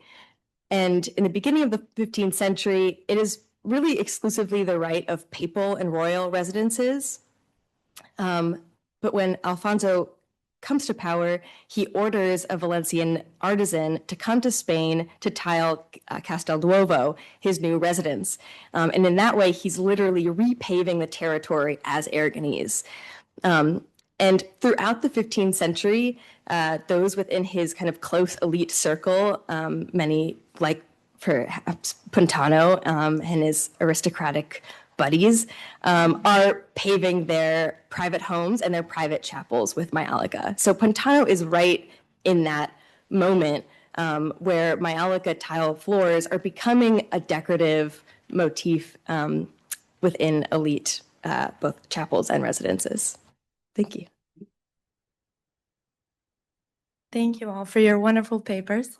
My question is for Joe. I was wondering, is this specific typology that you presented to us, is this something that is very present in the specific period that you studied? Have you seen or encountered this typology in other periods, maybe other areas of Italy, or is it very focused in this area and time period that you presented to us today? Yes, so I focused on the first half of the Cinquecento because that's really where you see this emerge as a typology and where you see it produced in the greatest quantity. But in fact, you can find examples that stretch into the following centuries and actually are in regions outside of northern Italy. However, where the typology emerges and is where we have the most robust collection of these lamps still remains in northern Italy. Okay. Oh, thank you so much also for the wonderful papers. I just had a question for Sophia regarding the tapestry. And I really like this argument that you put forth, the rival between flax and silk. And I was just wondering if maybe you've also considered, or maybe somehow you could, pardon the pun, weave this into the way you approach this topic. But I was also thinking about mixed fabrics. Oftentimes fabrics are made of both of those or mixtures of silk and flax, or wool. And so this mixture could also, I don't know, think about this continuation of these projects for this local kind of region. I don't know, that popped to my mind. And so I thought I would share it in case it was useful. Thank you.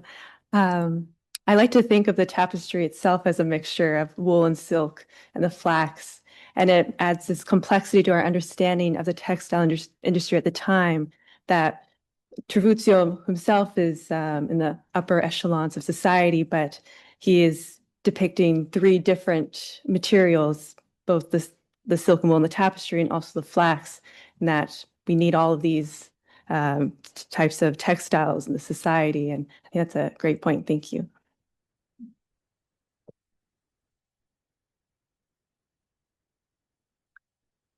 Okay, I think we'll let our speakers off the hot seat. If you have additional questions for any of them, please ask them during the intermission. We'll take a 20-minute break. There's coffee and cookies outside the door here for those of you who are here. And if you need restrooms, some of you may want to go over to the Villino first floor just across the garden, because there's more there since there's a lot of you here. So thank you. Please join me in thanking our first 5 speakers for a fabulous job.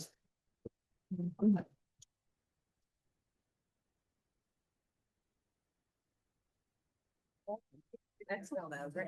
Everybody. Really awesome.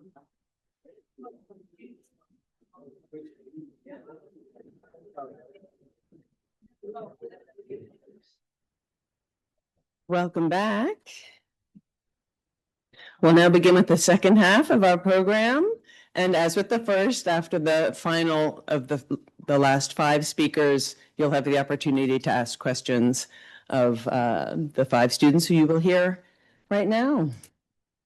Our next speaker is Sarah Baum, presenting Spolia, Imprese, and Cosmography, Gian Matteo Bembo's Multivalent Identity, and the Facade Monument at Ca Bembo. Sarah.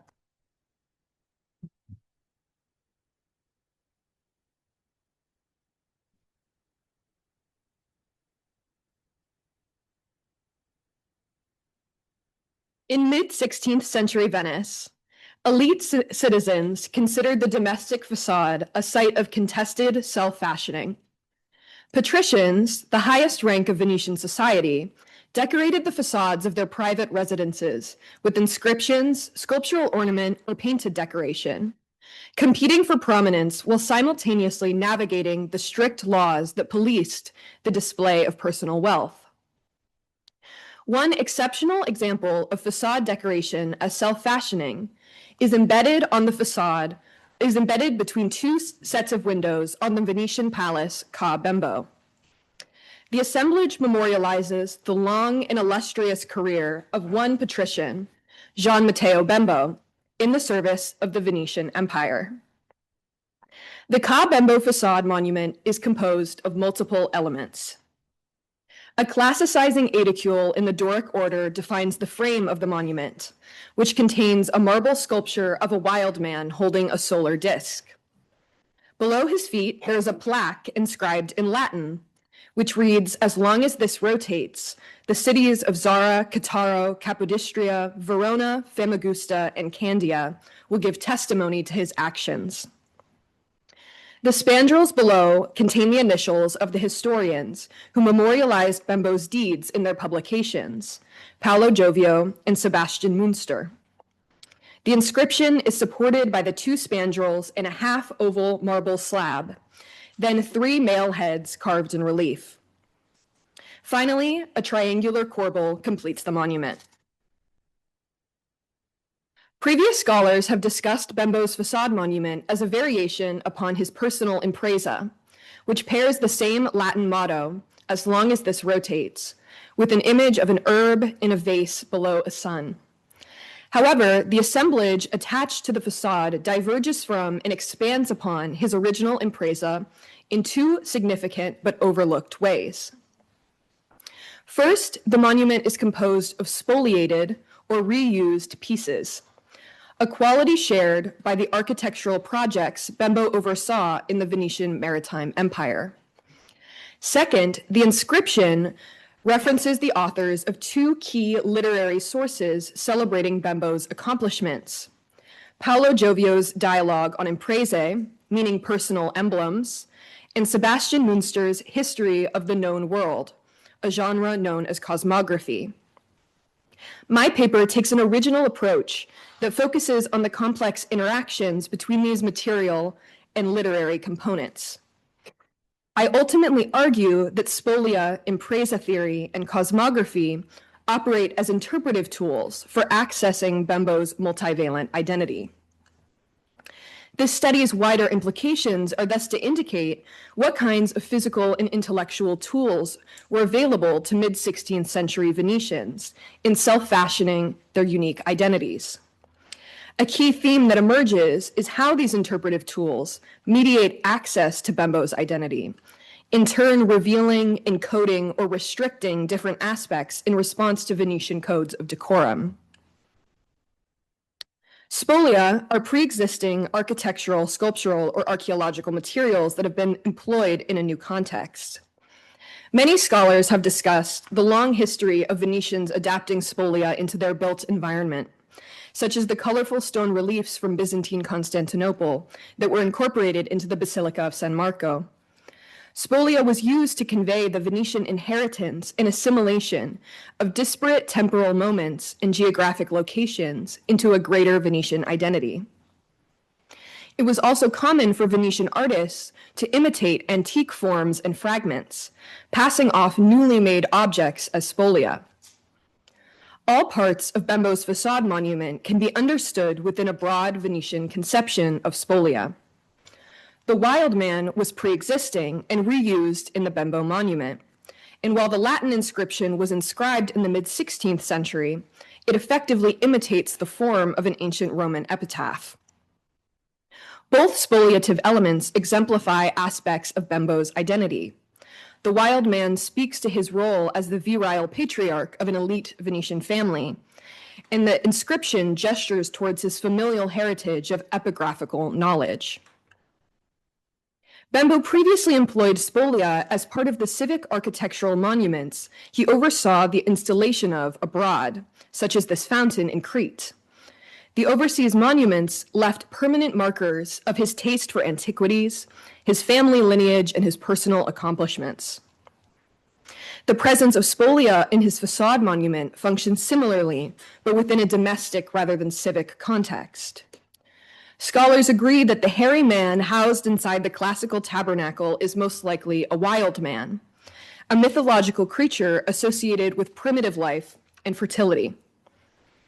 The associations of the wild man with strength and virility would have been welcomed by Bembo, who indeed fathered at least 9 children and successfully perpetuated the Bembo family line. Wild men were popular heraldic images north of the Alps in late 15th and early 16th centuries, often shown holding coats of arms in engravings or on portrait covers. It seems likely that Bembo's wild man would have previously held a heraldic shield prior to its installation on the facade. But here, Bembo's wild man holds a solar disk, sometimes also described as a sundial. As there are no other examples of wild men holding solar discs, it seems most likely that Bembo had the sculpture recarved to display a sun, which was part of his personal impresa. In doing so, Bembo dramatically drew attention to the wild man sculpture as a piece of spolia, and how its meaning could be reassigned in a new context. The hairy figure was thus a flexible bearer of meaning, containing not only the associations of the Northern European wild man, but a reflexive symbol representative of Bembo's identity. The wild man is paired with the inscription below his feet, which imitates the form of an ancient Roman funerary epitaph. The meaning of the Latin inscription, however, is not funerary in nature, but celebratory of Bembo's accomplishments at the height of his career. Bembo's spoliation of the form and lettering of ancient Roman epigraphy is undoubtedly another form of self-fashioning for the patron. The Bembo family, especially Gian Matteo's adoptive uncle Pietro Bembo, was pivotal to the rediscovery and study of ancient epigraphy in the late 15th and early 16th centuries. A close analysis of the carefully carved square Roman capitals on the Ca Bembo inscription suggests that Gian Matteo Bembo had an intimate and nuanced knowledge of ancient epigraphy. The inscription thus demonstrates Gian Matteo Bembo's epigraphical sensitivity and situates him in a family legacy of literary excellence. Having considered how the spolia of the Ca Bembo monument shaped Bembo's identity, I now turn to the first of the literary tools of self-fashioning, impresa theory. As noted by many scholars, the facade monument is a variation upon Bembo's personal impresa, as both employ the same motto and key imagery. An impresa is a representative and communicative device composed of both text and image, which constitutes the owner's character, virtues, and accomplishments. It encapsulates the fullness of the owner's identity, making the impresa one of the most effective forms of self-fashioning. Bembo's personal impresa consisted of the motto, "As long as this rotates," in Latin, and an image of an eternally green herb under a sun. In the 16th century, impresae of famous people were compiled and published in illustrated books for curious readers. One of the most famous collections was Paolo Giovio's Dialogue, which was republished in Venice in 1556. This new edition was dedicated to Gian Matteo Bembo and contained a lengthy discussion of his personal impresa. The initials of Paolo Giovio appear almost as a citation in the spandrels below the monument's inscription. Perhaps Bembo would have pointed out the encoded detail to learned viewers to enhance their understanding of the monument as a variation upon his impresa. In Giovio's Dialogue, the interlocutors praise Bembo's impresa because of its multivalent meanings. The more they consider it, the more they find it complete, concluding that each interpretation would warrant all the more praise for the impresa and its author. They also acknowledge that there could be an intended hidden meaning to the impresa. It is reasonable to assume that Bembo may have invited his closest confidants to contemplate the secret meaning of his impresa while standing before his new monument. Bembo may have asked his guests for their interpretation, or explained the one in Giovio's Dialogue. That Bembo intended his impresa to denote his virtuous and illustrious deeds made under the splendor of the sun, in the eyes of God and the world. Interestingly, this glorification of Bembo's deeds would not have typically been acceptable to memorialize on a public Venetian facade. However, Bembo took advantage of the impresa as a tool of self-fashioning that balanced clarity of meaning with encryption, a necessary condition of the impresa as stressed by Paolo Giovio. As variation upon personal impresa, Bembo may have invited chosen guests to access the monument's encrypted meaning and celebrate his intellectual prowess, virtuous deeds, and desire to be remembered. At the same time, that encryption provided enough abstraction to be an acceptable display of self-fashioning on a Venetian domestic facade. Now I turn to an analysis of cosmography as a tool of self-fashioning for Bembo, as indicated by the second set of initials below the inscription, which refer to the German cosmographer Sebastian Münster. Cosmography was an extraordinarily popular genre of history in the 16th century, which sought to accurately amass all geographic and historic knowledge of the known world, or the cosmos. Like his citation of Paolo Giovio, perhaps Bembo pointed out the subtle reference to Münster's Cosmographia to visitors of Ca' Bembo, inviting them to interpret the monument through a cosmographic framework. I suggest that cosmography was a tool that allowed Bembo to frame his identity within the wider world, as a Venetian citizen, as a civic servant, and as part of human history. Bembo appears in the fourth book of the Cosmographia, dedicated to the regions of Eastern Europe. He's included for his military accomplishments in Cattaro, now Kotor, Montenegro. As governor of Cattaro in 1540, Bembo led the city in resisting a siege by Ottoman corsair Barbarossa. In the genre of cosmography, a short narrative or vignette, such as this one, about Bembo, was intended to represent the essential nature or identity of the described place. In this example, the essential nature of the Dalmatian coast is defined by its brave and noble inhabitants in its Roman antiquity. Bembo perfectly encapsulates this brave Roman identity, as Barbarossa could have broken the souls of the Caesars with such power, but did not break the soul of Gian Matteo Bembo. In Münster's Cosmographia, Bembo takes on the essential Dalmatian character as part of his own identity. Cosmography also becomes a lens for further interpreting the inscription of the monument, which essentially maps Bembo's service for the Venetian Empire. These locations are the places where Bembo was governor between 1534 and 1552, but they are referred to by classicizing names. For example, Famagusta, the eastern port city of Cyprus, is referred to as Salamis, meaning the ancient Roman city just a few kilometers north of the modern one. Additionally, Capodistria is called Justinopolis, a reference to the myth that the Byzantine emperor Justinian II founded the city. What scholars infer from these abbreviations is that they invoke the glorious ancient past of these disparate cities, now absorbed into the greater Venetian Empire. In looking at the inscription from a cosmographic lens, we can see how Gian Matteo Bembo positions his identity as part of the Venetian inheritance of ancient Rome and Byzantium. Combined with the classicizing forms of the aedicule columns and architectural fragments, the Ca' Bembo monument represents a remarkable example of how Bembo framed his identity within a cosmographic context, unbound by geography or temporality. Though the inscription has faded, the Ca' Bembo monument still contains the visual and literary tools for accessing the identity of Gian Matteo Bembo. In this paper, I offered 3 angles for interpreting how Bembo fashioned his identity via the Ca' Bembo monument. First, in terms of its material composition through spolia, and then through the literary references to Giovio's dialogue on imprese in Münster's Cosmography.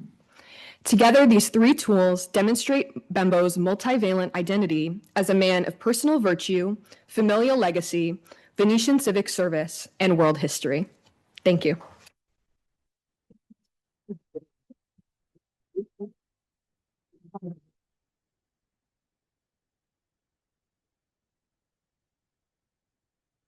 Thank you, Sarah.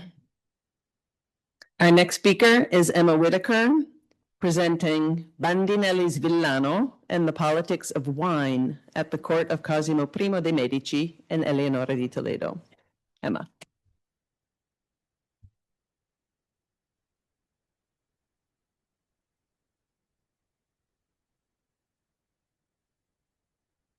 In 1556, Duchess of Florence Eleonora di Toledo commissioned court artist Baccio Bandinelli to create a sculpture of a peasant for the Boboli Gardens. The Villano con la botticella, or peasant with a small barrel, was the first large-scale freestanding statue of a figure engaged in everyday labor since antiquity. Scholars have analyzed the Villano's inauguration of a new sculptural typology known as the rustic genre, which would find widespread popularity in European gardens in the following centuries. With a few notable exceptions, however, they have overlooked the specificity of the Villano as a figure associated with wine production. My study elaborates upon the recent observations of scholars, especially Bruce Edelstein, who have identified the Villano's barrel as a caratello, a small cask used for aging sweet wines, and who have tied the cask to a sweet grape varietal known as Moscatello, cultivated near the statue. My study argues that the Villano was part of a constellation of artworks at the Medici court that deployed the imagery of wine to reflect the ruling couple's agricultural prosperity and diplomatic power. By depicting a humble laborer in the elite medium of marble and installing him in a highly visible setting within the Boboli Gardens, the Villano also operated as a sophisticated commentary on class and labor. Rather than simply representing an ordinary garden worker, the Villano functioned as an expression of the social hierarchy, using contrast to reinforce this elite sense of superiority. Supported on a modest base, the Villano wears functional rustic clothing, including a loose gown, a cap with protective ear flaps, and deteriorated footwear that reveal his bare feet. His caratello has a cochiume, or bunghole, used for sampling and emptying. Attached to a belt on his back, the Villano carries a small bag and a pennato, a traditional curved metal tool used for pruning grapevines. The Villano also has an internal canal, indicating his function as a fountain.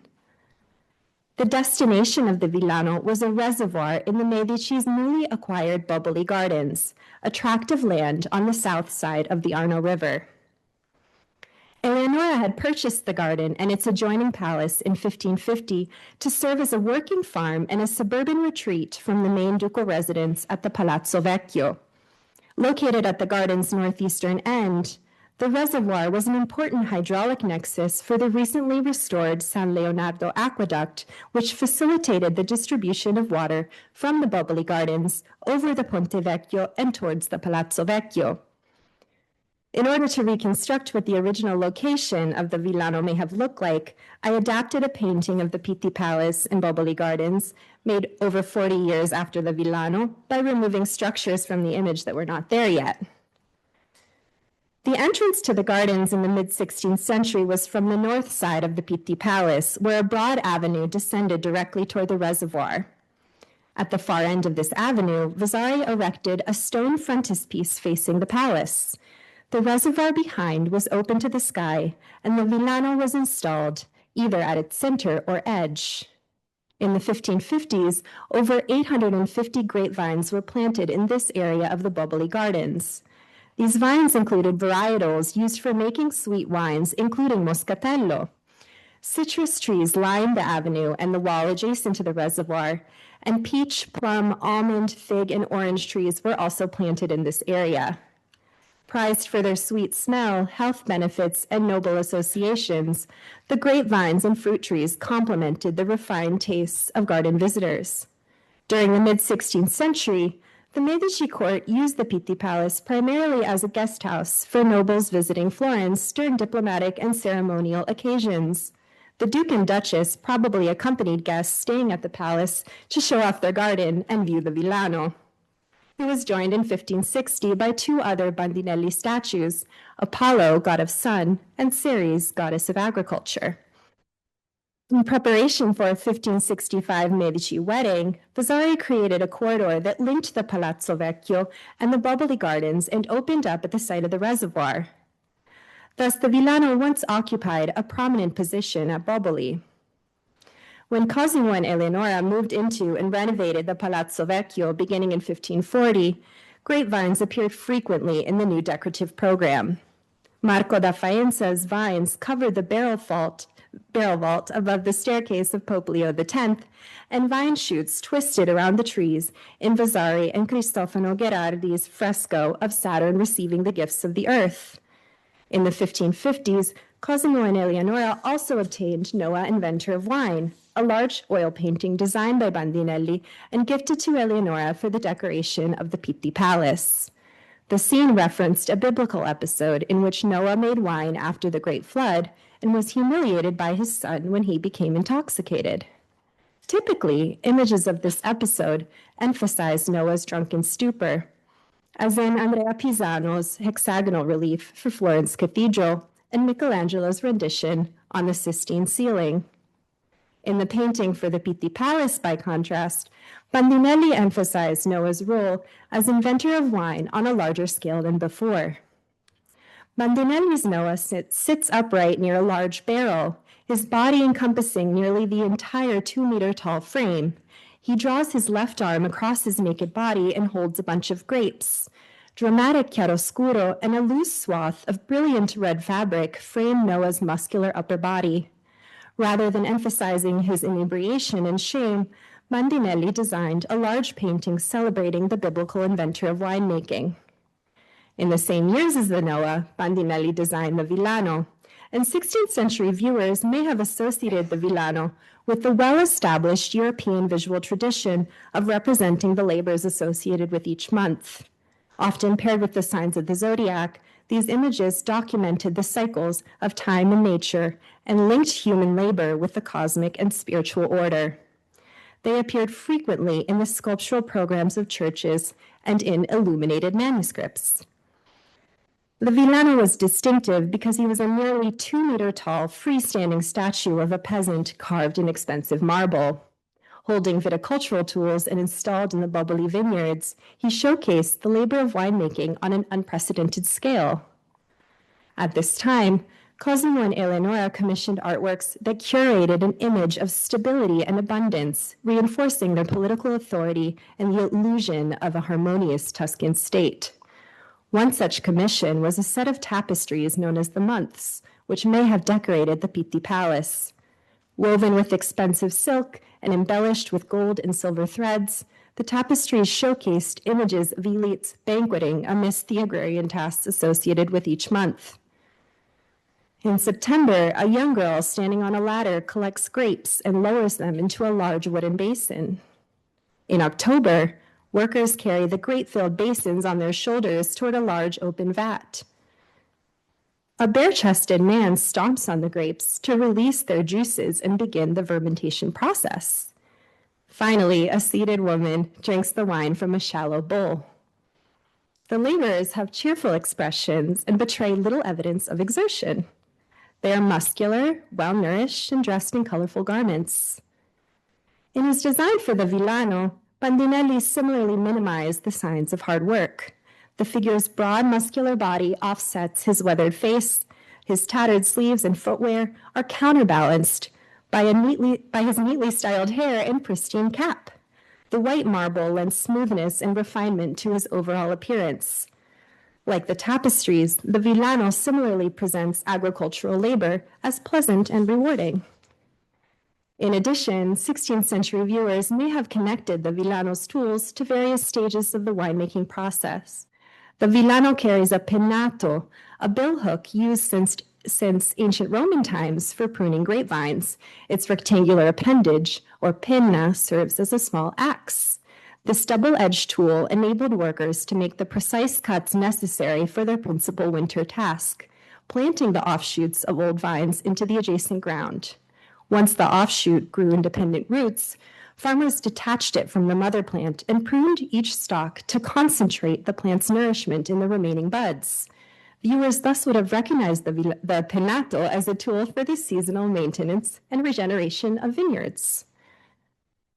The Villano's caratello was associated with the aging of wines. Grapes fermented in the cask's compact environment, absorbing the aromas of the wood and yielding a flavorful wine high in alcohol content. Poems indicate how a 16th century viewer may have perceived this wine. In 1552, Neapolitan court poet Luigi Tanzillo addressed an ode to the Moscatello to Eleanor de Toledo's father, Pedro de Toledo. He described the Moscatello as sweet, luminous, beautiful, and capable of making the blind see, the mute speak, the lame run, the poor rich, the cowardly brave, and the ignorant wise. Countless letters demonstrate how Cosimo and Eleonora sent caratelli to their diplomatic contacts to solicit favors, express gratitude, and nurture relationships. When activated using water in the bubbly reservoir, the Villano would have appeared to pour out this delicious elixir. 16th century viewers probably considered the Villano in relation to the exacting manner in which wine was served and consumed in the courtly setting. A hierarchy of servants operated within a strict set of rules governing the storage and distribution of wine. The cupbearer, a trusted, refined, and well-dressed courtier, was responsible for supervising, sampling, and pouring wine.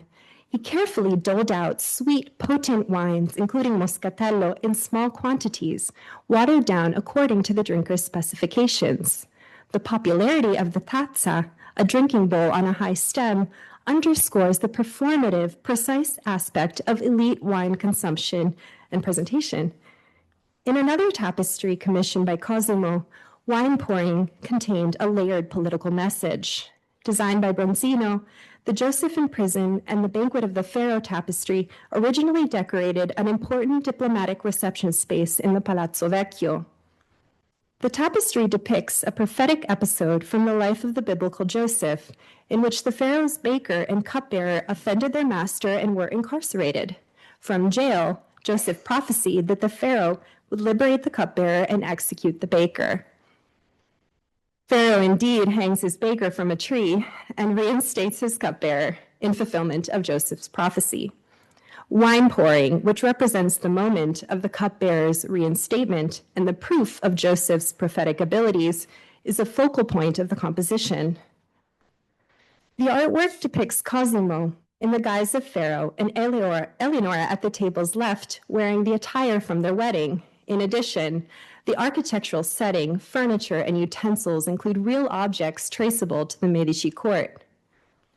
Pictured within the image are respected intellectuals associated with Cosimo I's cultural program, including Giambattista Gelli, who carries a small book or scroll that alludes to the writings through which he elaborated the historical and ideological premises for Cosimo's new absolutist government.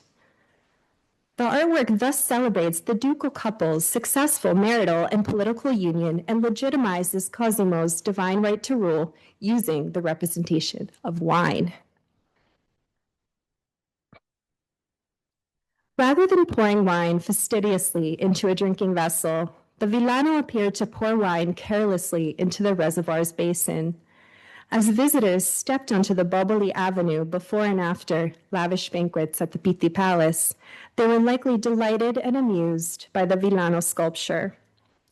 The image of an agricultural worker wasting precious wine formed a humorous counterpoint to the choreographed rituals of wine pouring in the court.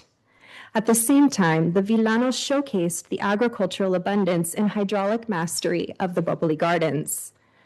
Surrounded by vineyards and furnished by Cosimo's recently opened aqueduct, the Villano's carelessness suggested that the Medici's wine production was so profuse that the couple could waste even the most precious wine. Standing in a highly visible location at Boboli, the Villano was an example of the Medici's dynamic artistic self-fashioning through the imagery of wine. Cosimo and Eleonora showed off their ability to produce and send precious wine to their diplomatic contacts, broadcasting the fruits of their harmonious, bountiful reign in which peasants were depicted as willing and content participants. Thank you.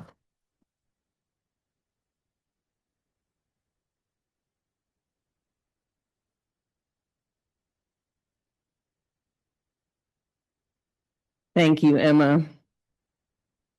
Our next speaker is Charlotte Ring, presenting Florentine Etiquette and Foreign Alliance, Diplomatic Dining in Alessandro Allori's Banquet of Syphax at Poggio a Caiano. Charlotte.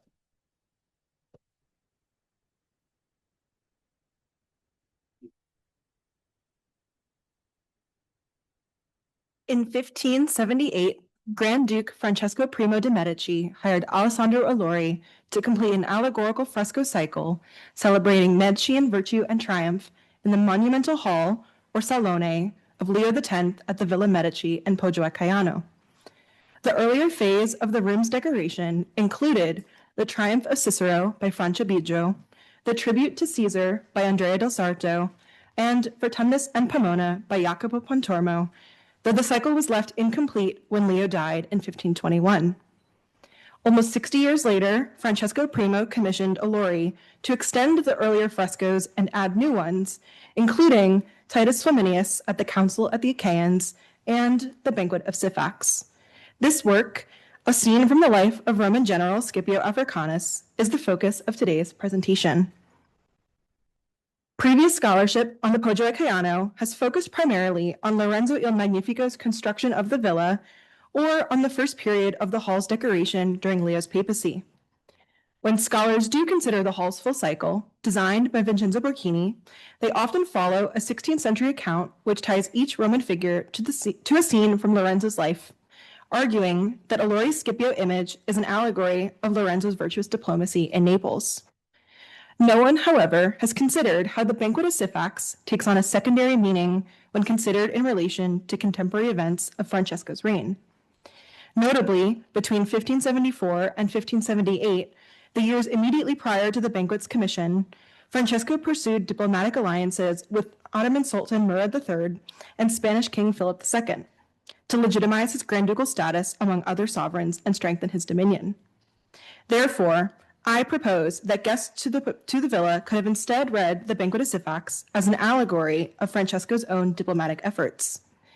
Banqueting was considered one of the most effective stages for diplomacy during the early modern period, and the presentation of ancient North African and Roman figures following shared European dining customs could have echoed Francesco's aspirations of alliance with powerful foreign sovereigns. The Banquet of Syphax is described in one chapter of the life of Scipio Africanus, as recorded in the ancient historian Livy's History of Rome and later retold in Petrarch's Africa. Scipio and his second-in-command Laelius traveled to visit the powerful King Syphax in his kingdom of Numidia with the hopes of forging an alliance, but arrived at the same moment as their enemy, the Carthaginian general Hasdrubal. Syphax was honored that Scipio and Hasdrubal both came asking for his assistance and hosted a sumptuous meal in his palace for these two enemies, who put aside their political differences while at the table. The scene that unfolds before us is not just a feast, but a feast for the eyes. Allori's fresco depicts the moment in which Scipio and Hasdrubal are already seated at King Syphax's dinner table. The dark-skinned Syphax sits on the left, wearing a pink armor shirt, epaulets, or decorative shoulder pads, adorned with pearls, and a golden crown atop his curly hair. In the center is Scipio, wearing a Roman uniform, and to the viewer's right is Hasdrubal, with his hair in a topknot and wearing a yellow garment, silver armbands adorned with red jewels, and a matching gorget around his neck. Behind Syphax, servants wearing togas and animal furs bustle around the banqueters, carrying numerous platters of food to the table while others provide various types of wine. On the table appears a variety of roasted poultry and plates of lettuce, eggs, and grapes. Behind the figure of Laelius, in Roman armor, a Black African attendant stands in front of a credenza, or sideboard, which displays many impressive serving vessels. A harbor appears in the near distance, and a Roman column, obelisks, and a Roman temple all set the scene in classical antiquity. In the 14th century, Italian poet and humanist Petrarch revived Livy's epic in his Lives of Illustrious Men and Africa, contributing to the Renaissance interest in this ancient Roman general. Scipio was naturally gifted with restraint, charm, and inspirational power over soldiers and leaders alike, all virtues that a Renaissance ruler hoped to embody. He appeared in frescoes of illustrious men such as the 15th century cycles by Taddeo di Bartolo in Siena, Pietro Perugino in Perugia, and Domenico Ghirlandaio in Florence, the last of which was commissioned notably under Lorenzo's direction. Unlike Scipio's presence in cycles of illustrious men, the Banquet of Syphax was less commonly illustrated. Its first documented instance comes from a now lost tapestry cycle of the deeds and triumphs of Scipio Africanus, designed by Giulio Romano and Giovanni Francesco Penny for the French king Francis I in the early 1530s. A more opulent version of the banquet, rewoven in the 17th century by the Gobelins manufacturer in Paris, provides an idea of Giulio and Penny's original scheme. While the Gobelins banquet depicts the sumptuousness of Syphax's palace through serving vessels, richly designed fabrics, and ornate architecture, the table is remarkably barren. A Lori's fresco contains all of these aspects too, but emphasizes Syphax's wealth through the addition of diverse foods on the banquet table. The 16th century accounts of the Poggio a Caiano cycle indicate that the program designer Vincenzo Borghini intended the Banquet of Syphax as an allegory of Lorenzo's diplomacy in Naples, which occurred just after the attempt on his life in 1478. However, Borghini chose the diplomatic scene of Scipio at Syphax's palace to complete the hall, immediately following Francesco's efforts with Spain and the Ottoman Empire. Given the political events just prior to the fresco's production, guests at Poggio a Caiano might have instead recognized the scene as a reference to Francesco's diplomacy.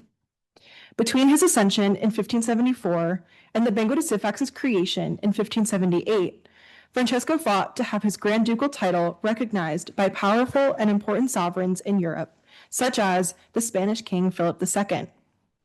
Recognition by other states was the best method of legitimizing claims to status, making Philip's acknowledgement of the title particularly important.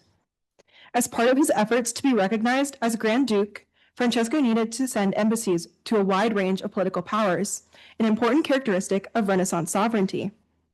Diplomats and ambassadors helped to distribute gifts on behalf of the sovereign, both of which were especially pertinent during Francesco's efforts with Philip. In 1576, 2 years after Francesco's ascension to the throne, Philip had still not recognized the Medici Grand Ducal status. Francesco persuaded Philip through diplomatic gifts, like the 2 laborers who present baskets of fish, frogs, and shells to Syphax. These included a large marble crucifix by Benvenuto Cellini and were well received by the Spanish king, who formally acknowledged Francesco's Grand Ducal status that same year. To send diplomatic gifts by sea, the Grand Duchy needed a port, and the Medici leveraged the city of Livorno as potential commercial access point for their duchy to the wider Mediterranean. Here, Francesco imported exotic animals, foods, and a variety of raw material goods from the Spanish-controlled New World. Such items included pearls, which in the Banquet of Syphax are hair ornaments, earrings, and accessories that adorn clothing like Syphax's epaulets. The abundance of pearls in the banquet, an item largely sourced in the Spanish-controlled New World, demonstrate the possibilities of material splendor through trading alliances with powerful entities like the Spanish. However, to navigate the Mediterranean, Florentine merchants had to enter Ottoman-controlled waters during a perilous time of Muslim corsairs ransacking ships and enslaving passengers as rowers on their galleys. In 1562, Francesco's father Cosimo founded the Order of St. Stephen, a crusade knighthood meant to protect the Christian faith from the rapidly growing Muslim Ottoman Empire.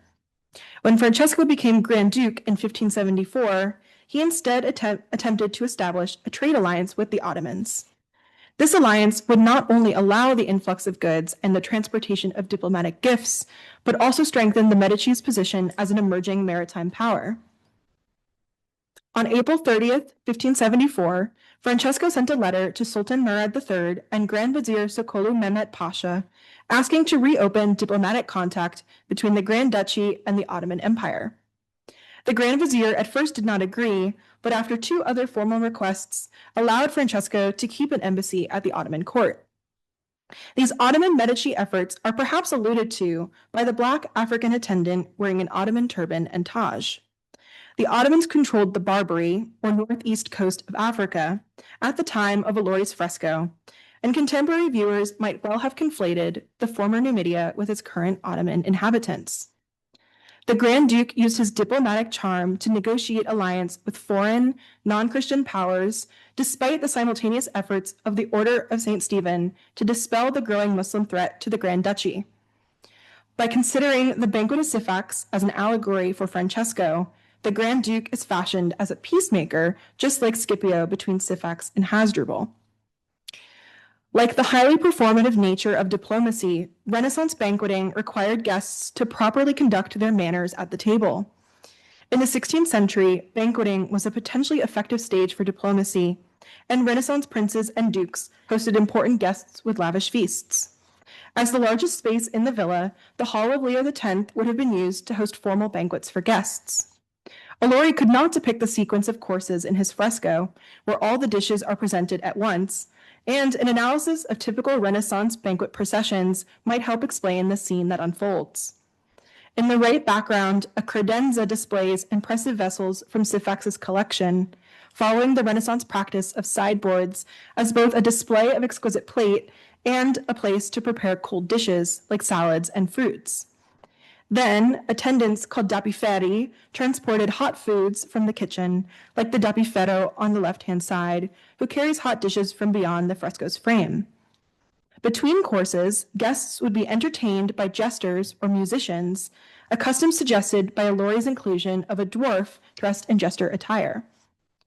Throughout the meal, the coppiero, or cupbearer, presented banqueters with wine, which gradually became more diluted with water. One way in which a host exuded his good court etiquette at the Renaissance banquet was through the types of food they served to their guests. In devising menus, the head steward and chef typically followed the theory of the great chain of being, a ladder-like hierarchy that ranked food based on the proximity of their habitat to God, and dictated which foods were appropriate for each social class. For example, poultry was considered one of the most appropriate foods for nobles because their ability to fly rendered them closer to God. And in the Banquet of Syphax, no less than 8 cooked birds are present. Also important in 16th century banqueting was the cleanliness and visibility of hands. Syphax, Scipio, and Hasdrubal each have a napkin at their place setting, while a small bowl for ritual finger washing sits in front of Scipio. The act of holding Renaissance tableware properly and effortlessly required immense skill, enacted by both attendants and guests in the fresco.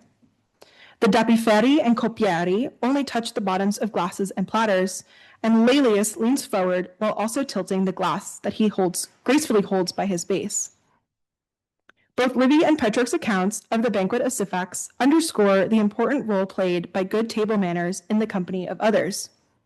As they both describe, Scipio's charm of manner and innate tact in dealing with everybody completely won over not only Syphax, but even his deadly enemy Hasdrubal.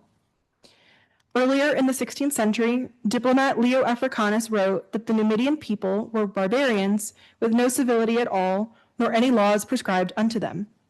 In contrast to this account, Allori's fresco depicts Syphax, his attendants, and his guests following Western hygiene and etiquette. Despite their different backgrounds, Allori employed one of the most important tenets of Renaissance culture as a common ground between the Numidians, the Carthaginians, and the Romans. The Numidians are not only civilized, but following dining practices that Francesco and his guests would have enacted in the ceremonial hall of Leo X, dedicated to Medici triumph. Therefore, it is possible to read the Banquet of Syphax as allegorizing an aspirational outcome of Francesco's global efforts. Like diplomacy, banqueting was a careful performance, and demonstrating one's knowledge of the other's customs represented a shared idea of civility. Francesco engaged in international exchange of embassies and gifts, 2 crucial components of Renaissance diplomacy, with the Spanish and Ottoman courts between 1574 and 1578, years immediately prior to Allori's work on the Hall of Leo X. Considering the context of Francesco's diplomatic efforts, the Banquet of Syphax celebrates the 16th century notions of civility by showing the North African subjects following European dining practices, and a Medici space almost certainly used for diplomatic banquets. Thank you.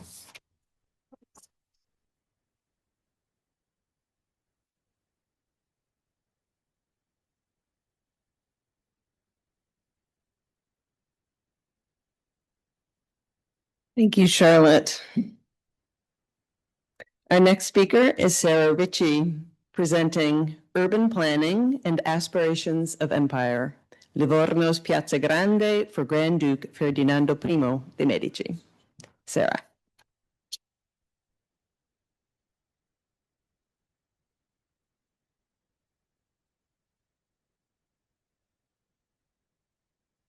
Between 1590 and 1606, the Grand Duke of Florence and Tuscany, Ferdinando I de' Medici, constructed a public square in the center of his newly developed port city of Livorno. The project was carried out by Ferdinando's preferred military engineer and half-brother, Don Giovanni de' Medici, and the architect Alessandro Pieroni. My presentation today examines the influence of Spanish Habsburg urban planning practices on the design of Livorno's Piazza Grande. Further, it connects the Piazza Grande to plazas constructed in the Spanish New World as expressions of imperial Catholic power in frontier contexts. It suggests that the Piazza Grande followed a pattern of patronage in which Ferdinando portrayed the Medici Grand Duchy as an aspiring global empire through its urban characteristics and homogeneous arcaded form.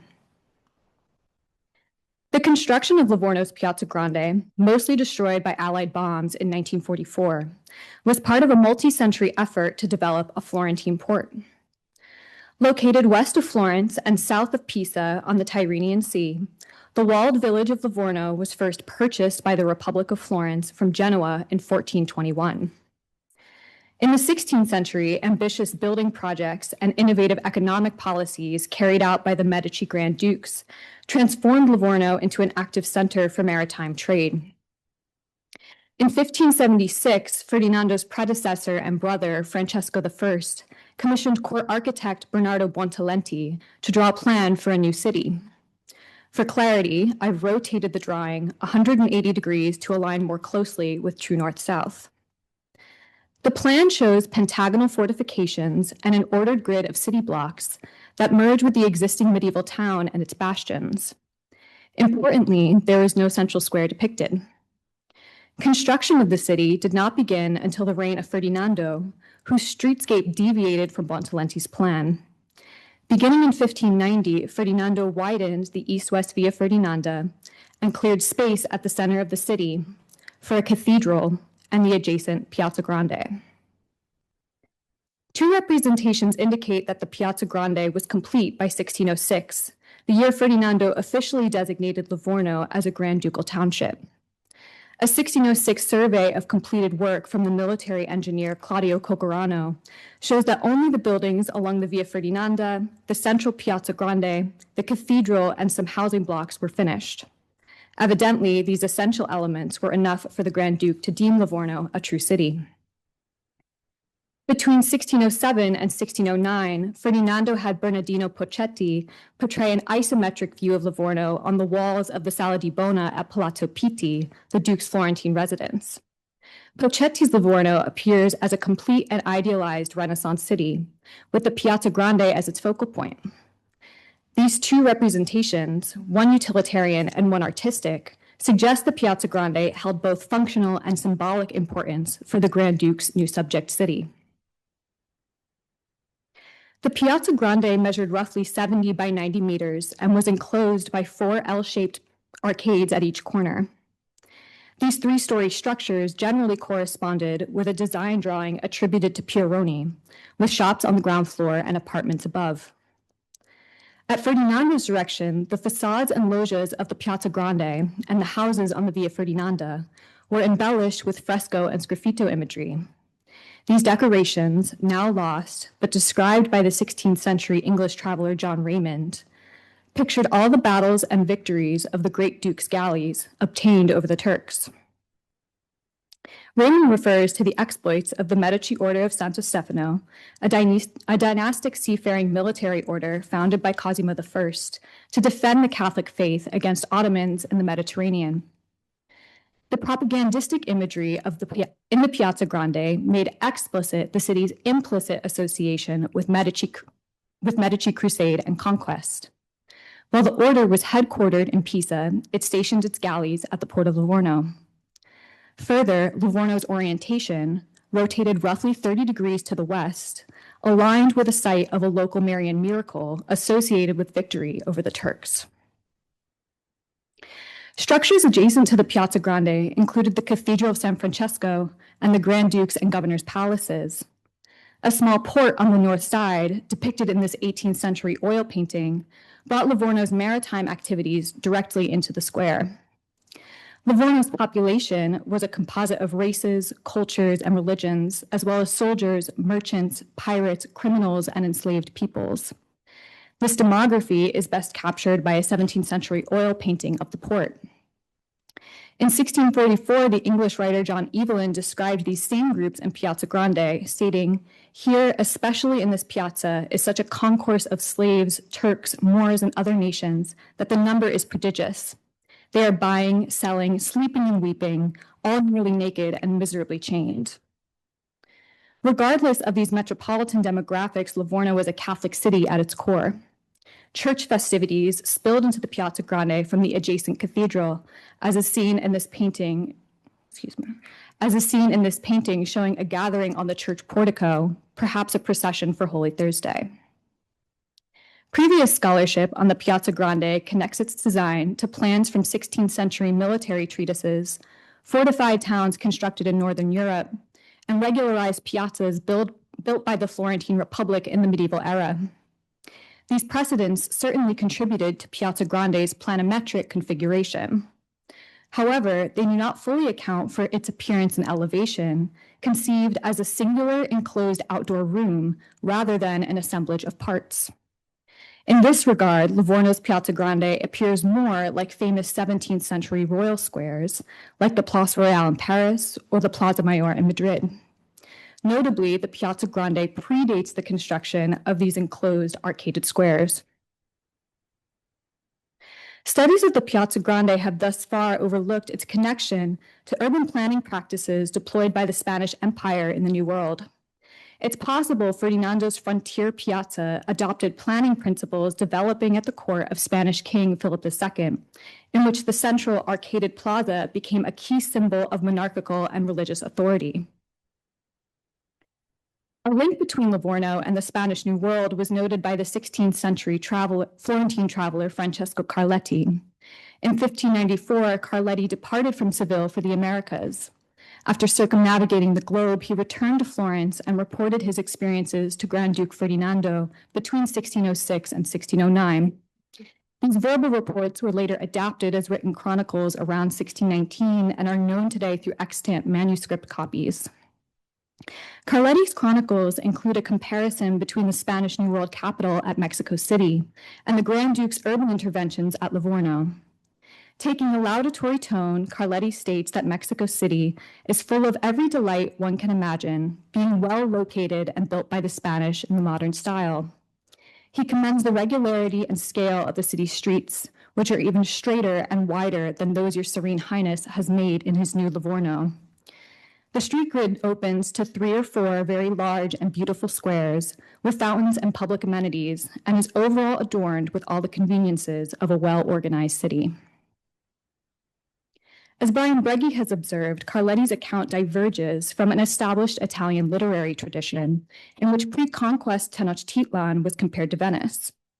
Presumably, Carletti concluded that Ferdinando and the Grand Duchy would prefer association with the evangelized Catholic capital of New Spain rather than its pagan predecessor, Tenochtitlan. Further, Carletti's flattery is only effective if a comparison is remotely plausible. A comparison between Mexico City's 16th century Plaza Mayor to Livorno's Piazza Grande reveals these public spaces shared similar urban configurations, architectural articulation, and propagandistic aims. Inaugurated in 1524, Mexico City's Plaza Mayor was constructed over the former sacred precinct of Tenochtitlan, the capital city of the Mexica people, conquered by the Spanish conquistador Hernán Cortés.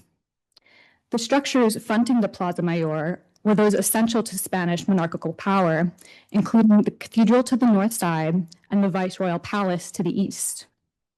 The southern edge was marked by the Royal Canal Waterway, the town hall, and the Pontifical University. Given the frequent market activity in the Plaza Mayor, Spanish civil officials ordered property owners of the houses on the west side of the plaza to construct ground floor arcades.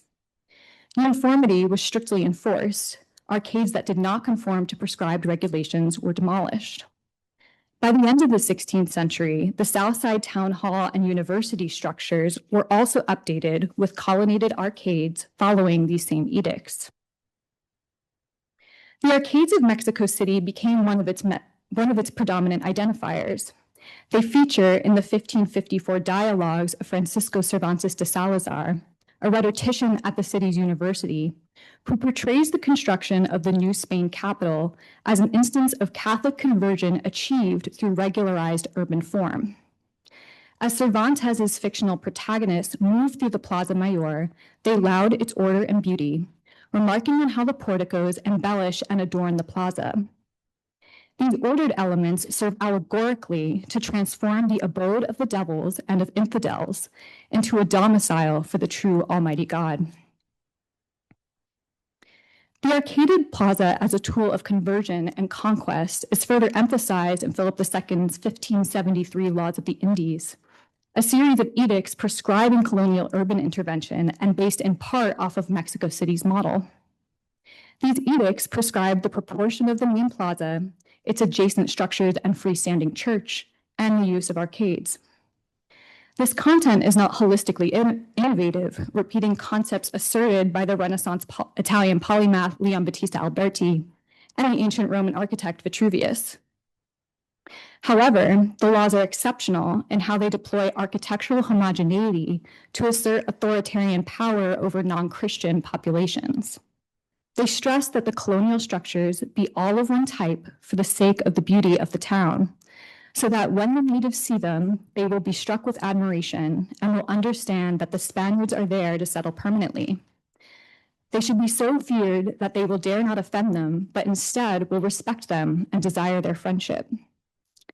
The laws of the Indies thus translated classical and Renaissance urban planning principles into an explicit language of conquest over the non-believer.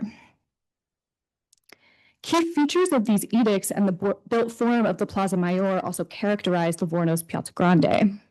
The piazza's position signaled Catholic victory through its orientation, housed the structures essential to Ferdinando's rule, and featured a uniform arcade imposed by the state. The sgraffito images reinforced these themes of conquest and Catholic hegemony. As Carletti's account attests, the similarities between Livorno and the Spanish colonial project made an impression on at least one contemporary beholder. Importantly, the laws of the Indies also influenced urban design in Philip II's mainland territories, notably Madrid's Plaza Mayor.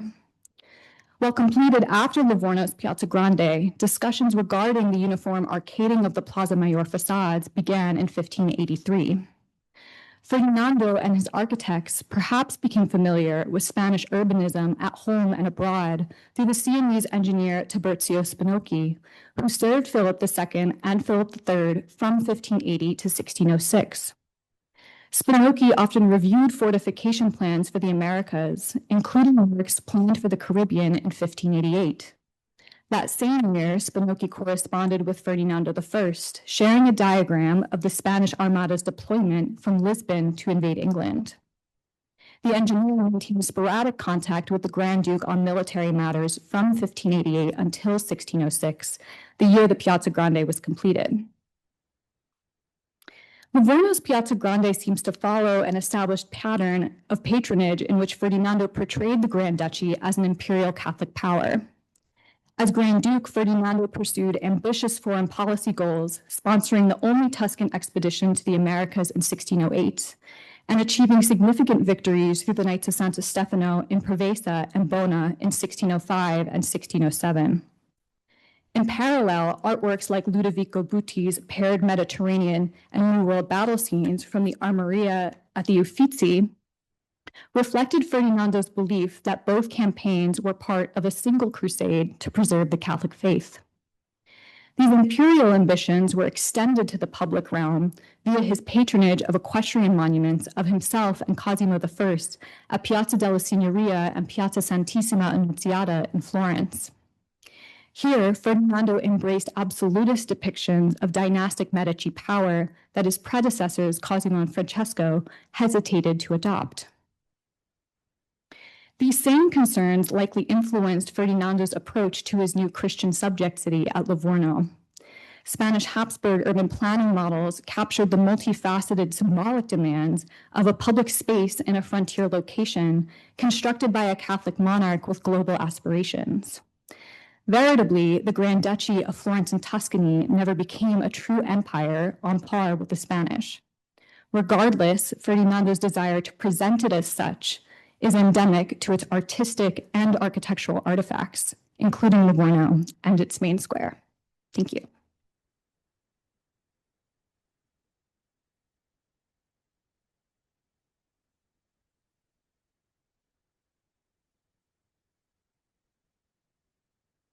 Thank you, Sarah.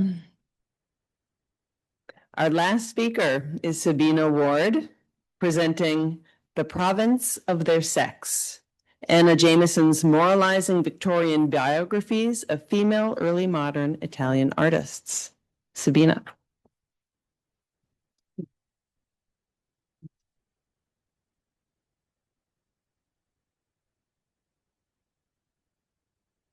Anglo-Irish art historian Anna Jameson used her influence on Victorian popular culture to simultaneously advocate for women's rights and condemn unladylike conduct.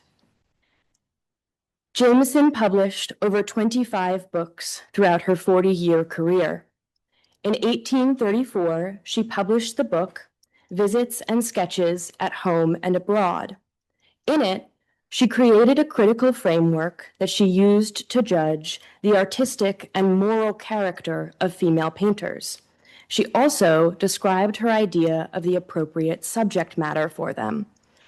My study provides the first comprehensive analysis of Jameson's accounts in Visits and Sketches of Sofonisba Anguissola, Lavinia Fontana, and Artemisia Gentileschi, 3 early modern Italian painters. Jameson's biographies of these 3 women best exemplify how she implemented her critical lens. I examine how Jameson characterized these painters as exemplars of virtuous female conduct. In doing so, Jameson advocated for the importance of women's historical contributions and supported Victorian feminist claims that women's skills could equal men's.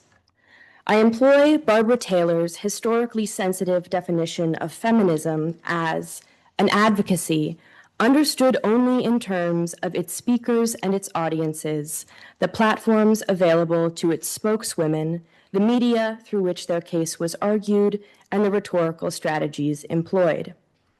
Feminism only came to mean the equality and equity of the sexes in the late 19th and early 20th centuries. Therefore, I consider Jameson's feminism not within the modern definition of the word, but instead within the context of her audience, platform, and rhetoric. Anna Jameson was born in Dublin in 1792. Between 1819 and 1821, she traveled to Italy for the first time, and as a result, published her first book, The Diary of an Ennuyé, in 1826. Diary describes the art that Jameson saw on her travels. Following the popularity of her first book, Jameson wrote articles for Knight's Penny magazine. Her magazine articles, sold cheaply and disseminated widely, reached over 200,000 weekly readers. Her fame ingratiated her into elite London literary circles, where she met individuals such as poet George Eliot, Sir Charles Eastlake, the first director of the National Gallery of London, and Charles's wife, Lady Elizabeth Eastlake. Throughout her career, Jameson's art criticism focused on early modern Italian art. While the majority of 19th century accounts of the Renaissance focused on male artists, Jameson's belief in women's capabilities led her to include them in her histories, including her popular book, Visits and Sketches at Home and Abroad. Written between 1829 and 1833, Visits and Sketches includes descriptions of the lives of 11 women artists active between the 16th and 19th centuries and defines the appropriate subject matter for female painters. Jameson describes ideal women artists as feminine painters who succeeded best in feminine portraits. Their painting style and subjects fall within the province of their sex.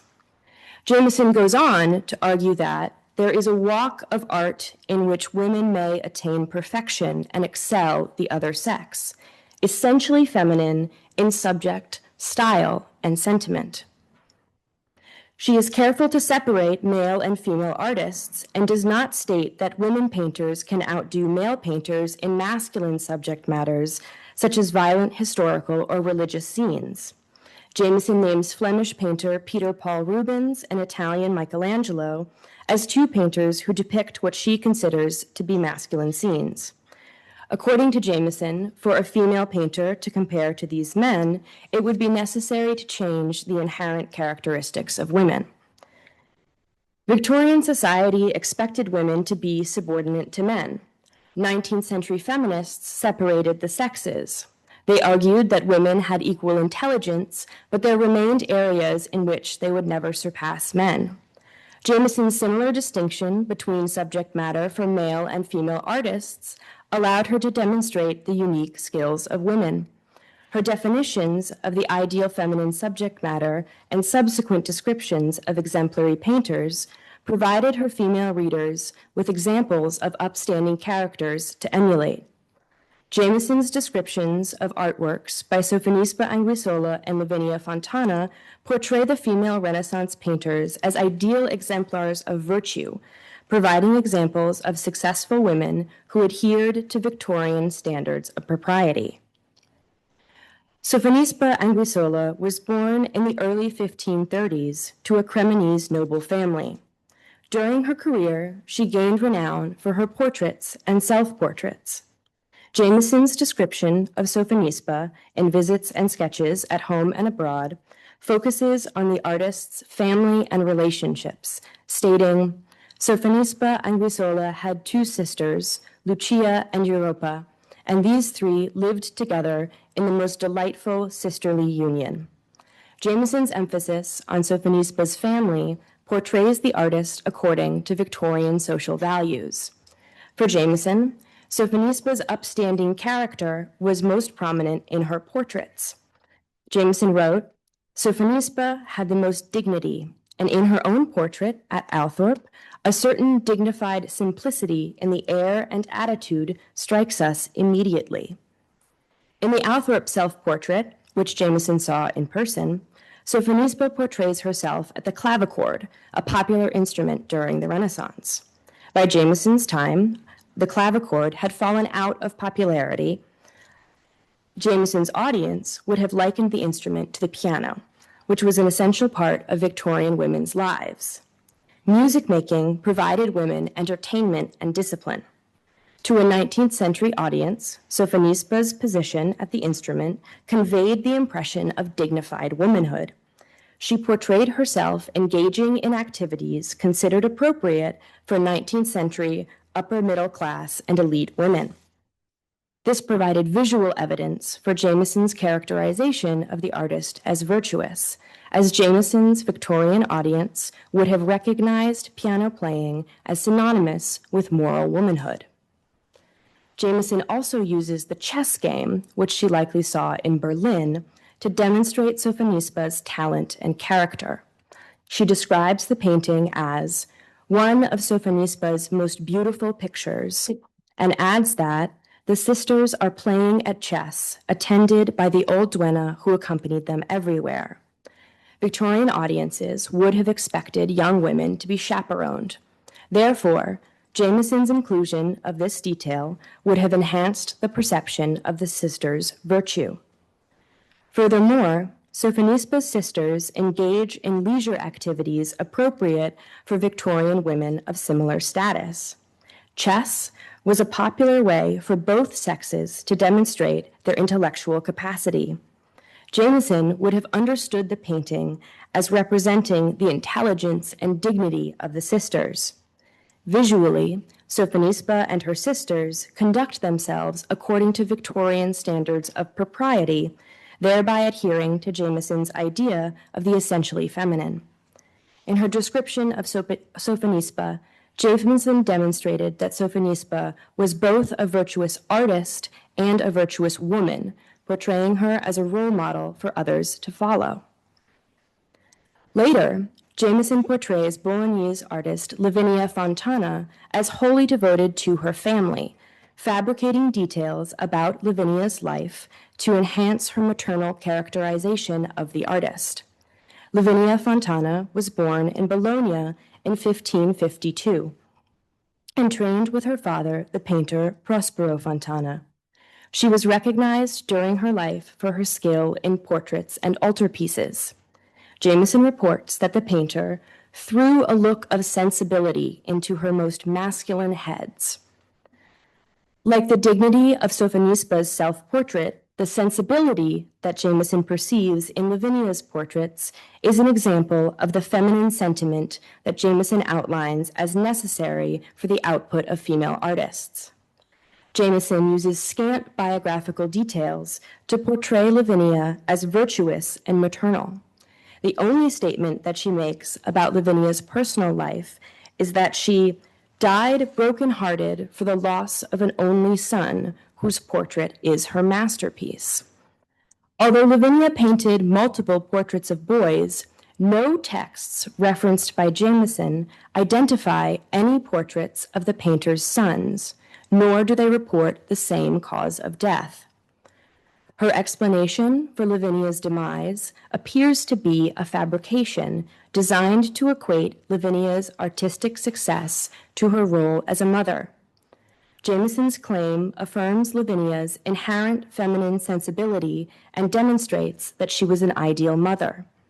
Through Lavinia's portraits, Jameson assesses both her character and her art, fabricating a detail that enhances the artist's virtuosity, in keeping with the critical lens Jameson developed in Visits and Sketches. In her description of Sophonisba's life, Jameson ignores reports of Sophonisba's international reputation in favor of emphasizing her relationship with her sisters. Jameson misreports Lavinia's cause of death and unites her skill as a portrait painter with her role as a mother, neglecting to mention Lavinia's popularity among Italian elite society. Jameson portrays these two painters as models of virtuous womanhood to demonstrate the essential characteristics of women artists that she describes in Visits and Sketches. While for Jameson, Sophonisba and Lavinia represent the essentially feminine, she condemns Artemisia Gentileschi for the unladylike subject matter of her paintings.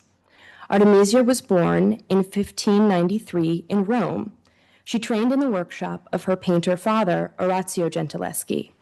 Jameson writes about Artemisia in two books, Diary of an Ennuyé from 1826 and Visits and Sketches at Home and Abroad from 1834.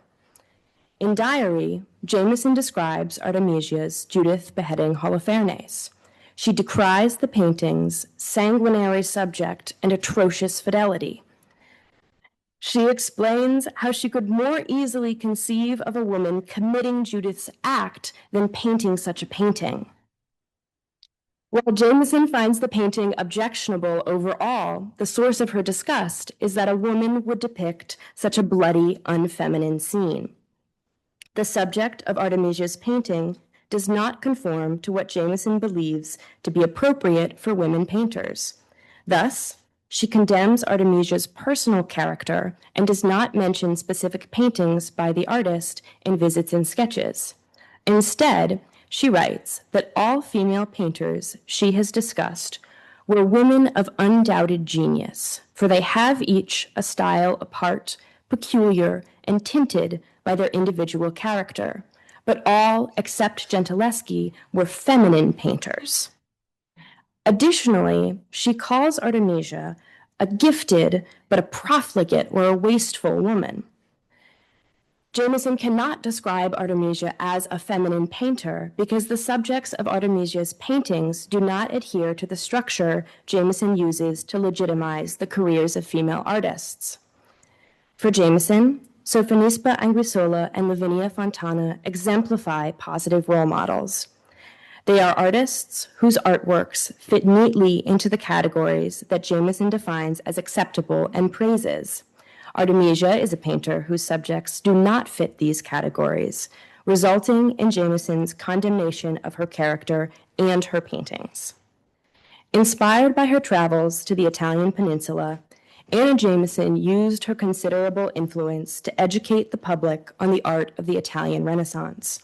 She used her popularity and the periodical press to establish common cultural knowledge that contained moralizing role models of historical figures. In visits and sketches at home and abroad, Jameson developed a critical framework that allowed her to judge the artistic talent and virtuous character of female painters, portraying them according to Victorian societal expectations and advocating for their inclusion in the study of the early modern era. Thank you.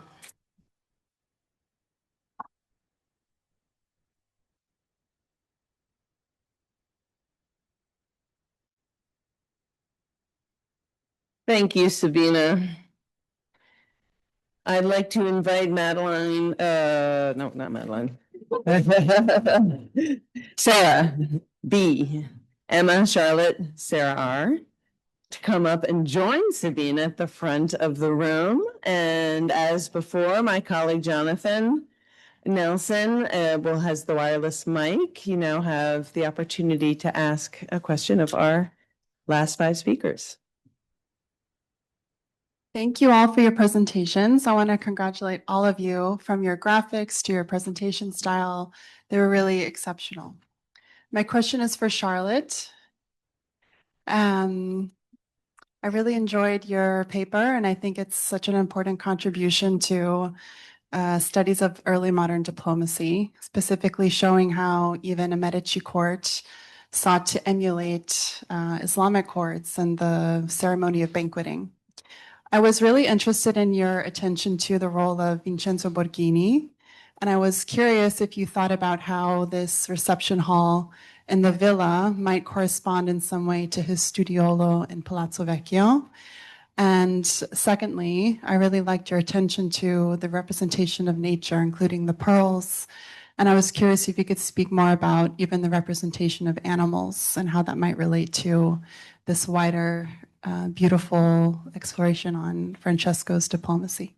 Thank you so much for your questions. Vincenzo Borghini was Francesco's iconographer for both the Palazzo Pitti and the Hall of Leo X at Poggio Vecchiano. The account that we have of Vincenzo's decoration of the hall is from his nephew Raffaello Borghini's Il Riposo.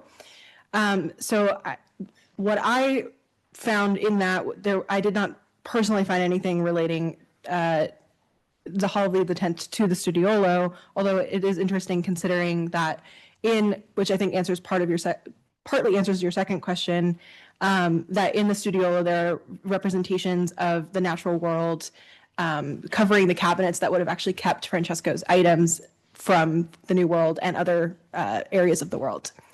To answer the second part of your second question about animals, I especially like the detail of the 2 leopards in the foreground, which are very peacefully sleeping and calm, notably not something that leopards do. And so I like this detail. Firstly, I'd like to say that the leopards are Barbary leopards, so they are from the Barbary coast where the Ottoman Empire was currently inhabiting. They were inhabiting that area. And secondly, I think that the leopard's peaceful nature in the painting, in the fresco, I additionally aid in this civility that I am arguing is being presented through the etiquette at the table. Thank you. Mrs. Jameson, could you please Could you give us a little bit of a background of her personal life a little bit? I mean, she seems sort of the Anglo-Irish, well-to-do families. And then I have a very small question on the Piazza Grande in Livorno. I saw from the photographs before these horrible bombings that there was a statue there. Was that Cosimo or Ferdinando? So the question is regarding Anna Jameson's personal background. So she was born to an Irish father and an English mother whose name we don't know.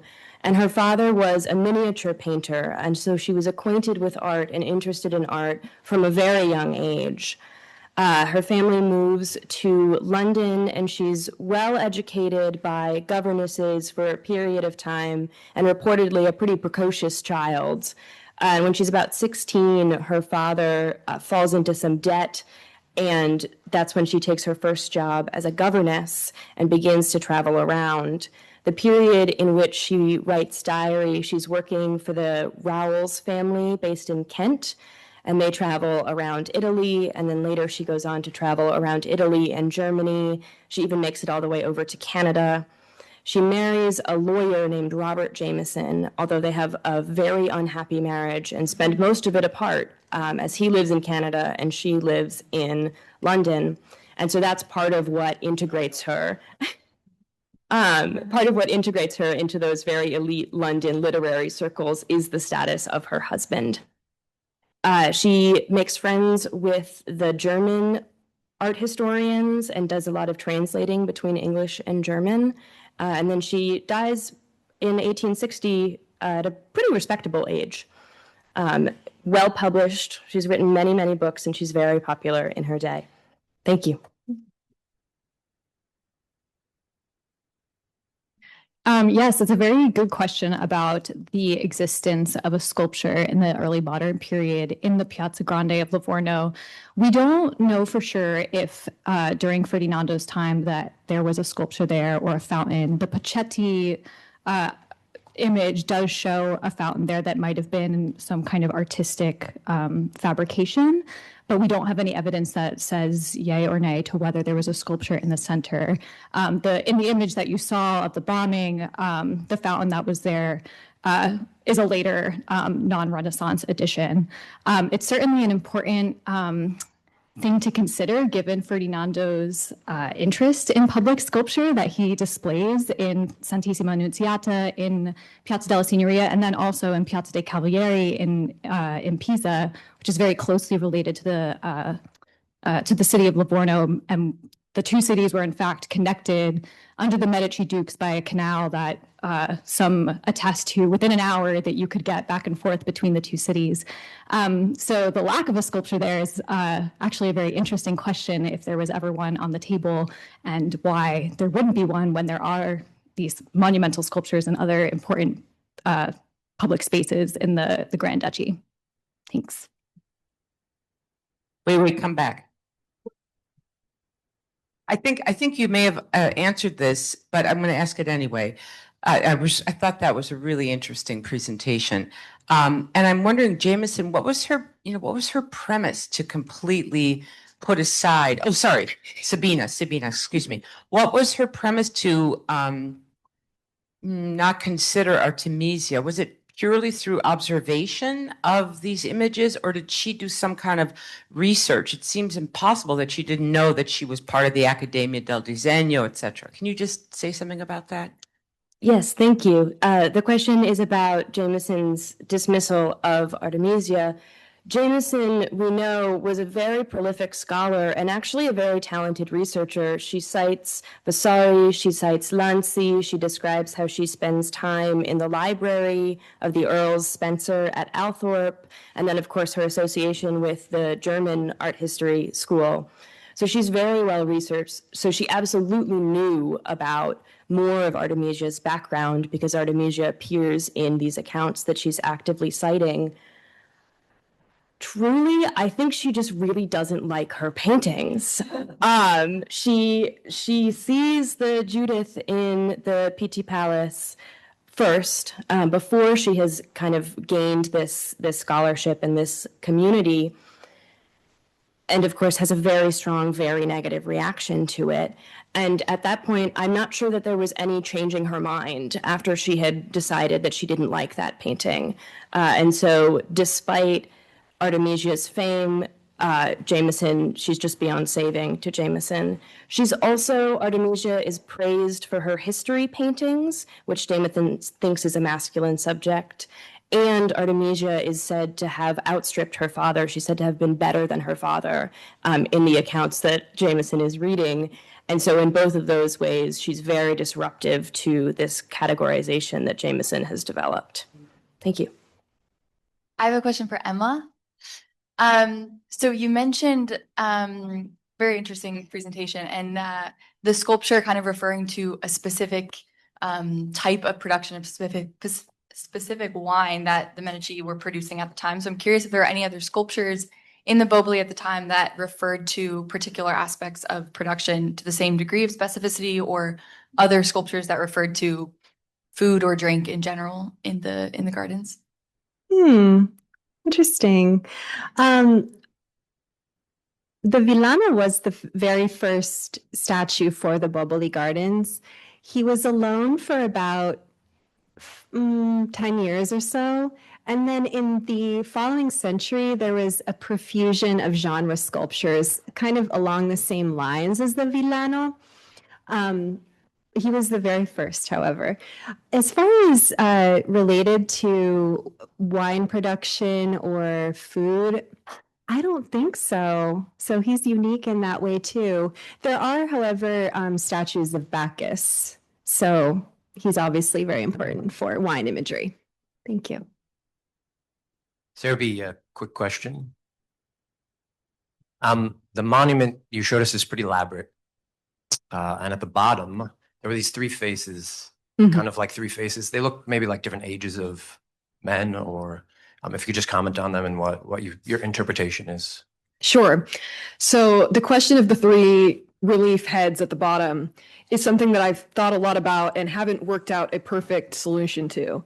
There's certainly another example of spolia because in looking especially at the lower part of the monument, each of those pieces is made of a different stone.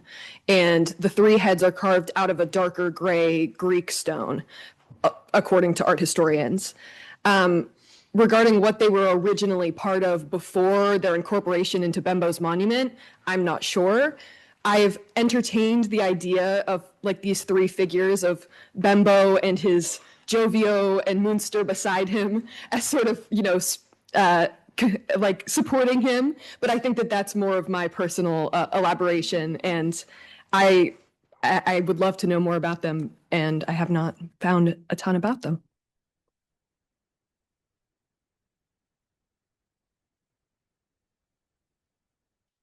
Okay, if there are any additional questions, you can ask them during the reception. But before the receptions, now I would like to ask Madeline and Rose and Gabby and Sophia and Joda.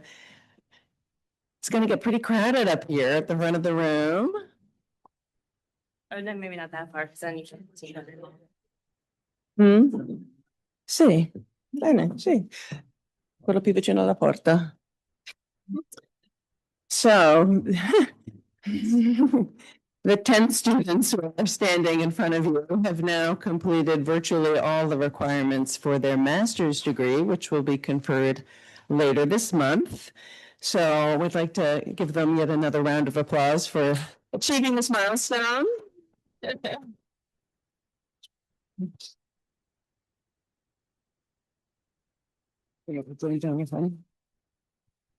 So we have a small gift that we would like to present the students. And as we do that, can I just ask your patience while their professors, Gleb and Mateo and Sean and Brian, join them, join us in congratulating them for a few group photos before we then conclude the program with the reception in the room just on the other side of this wall. So you can keep clapping if you would like to. So.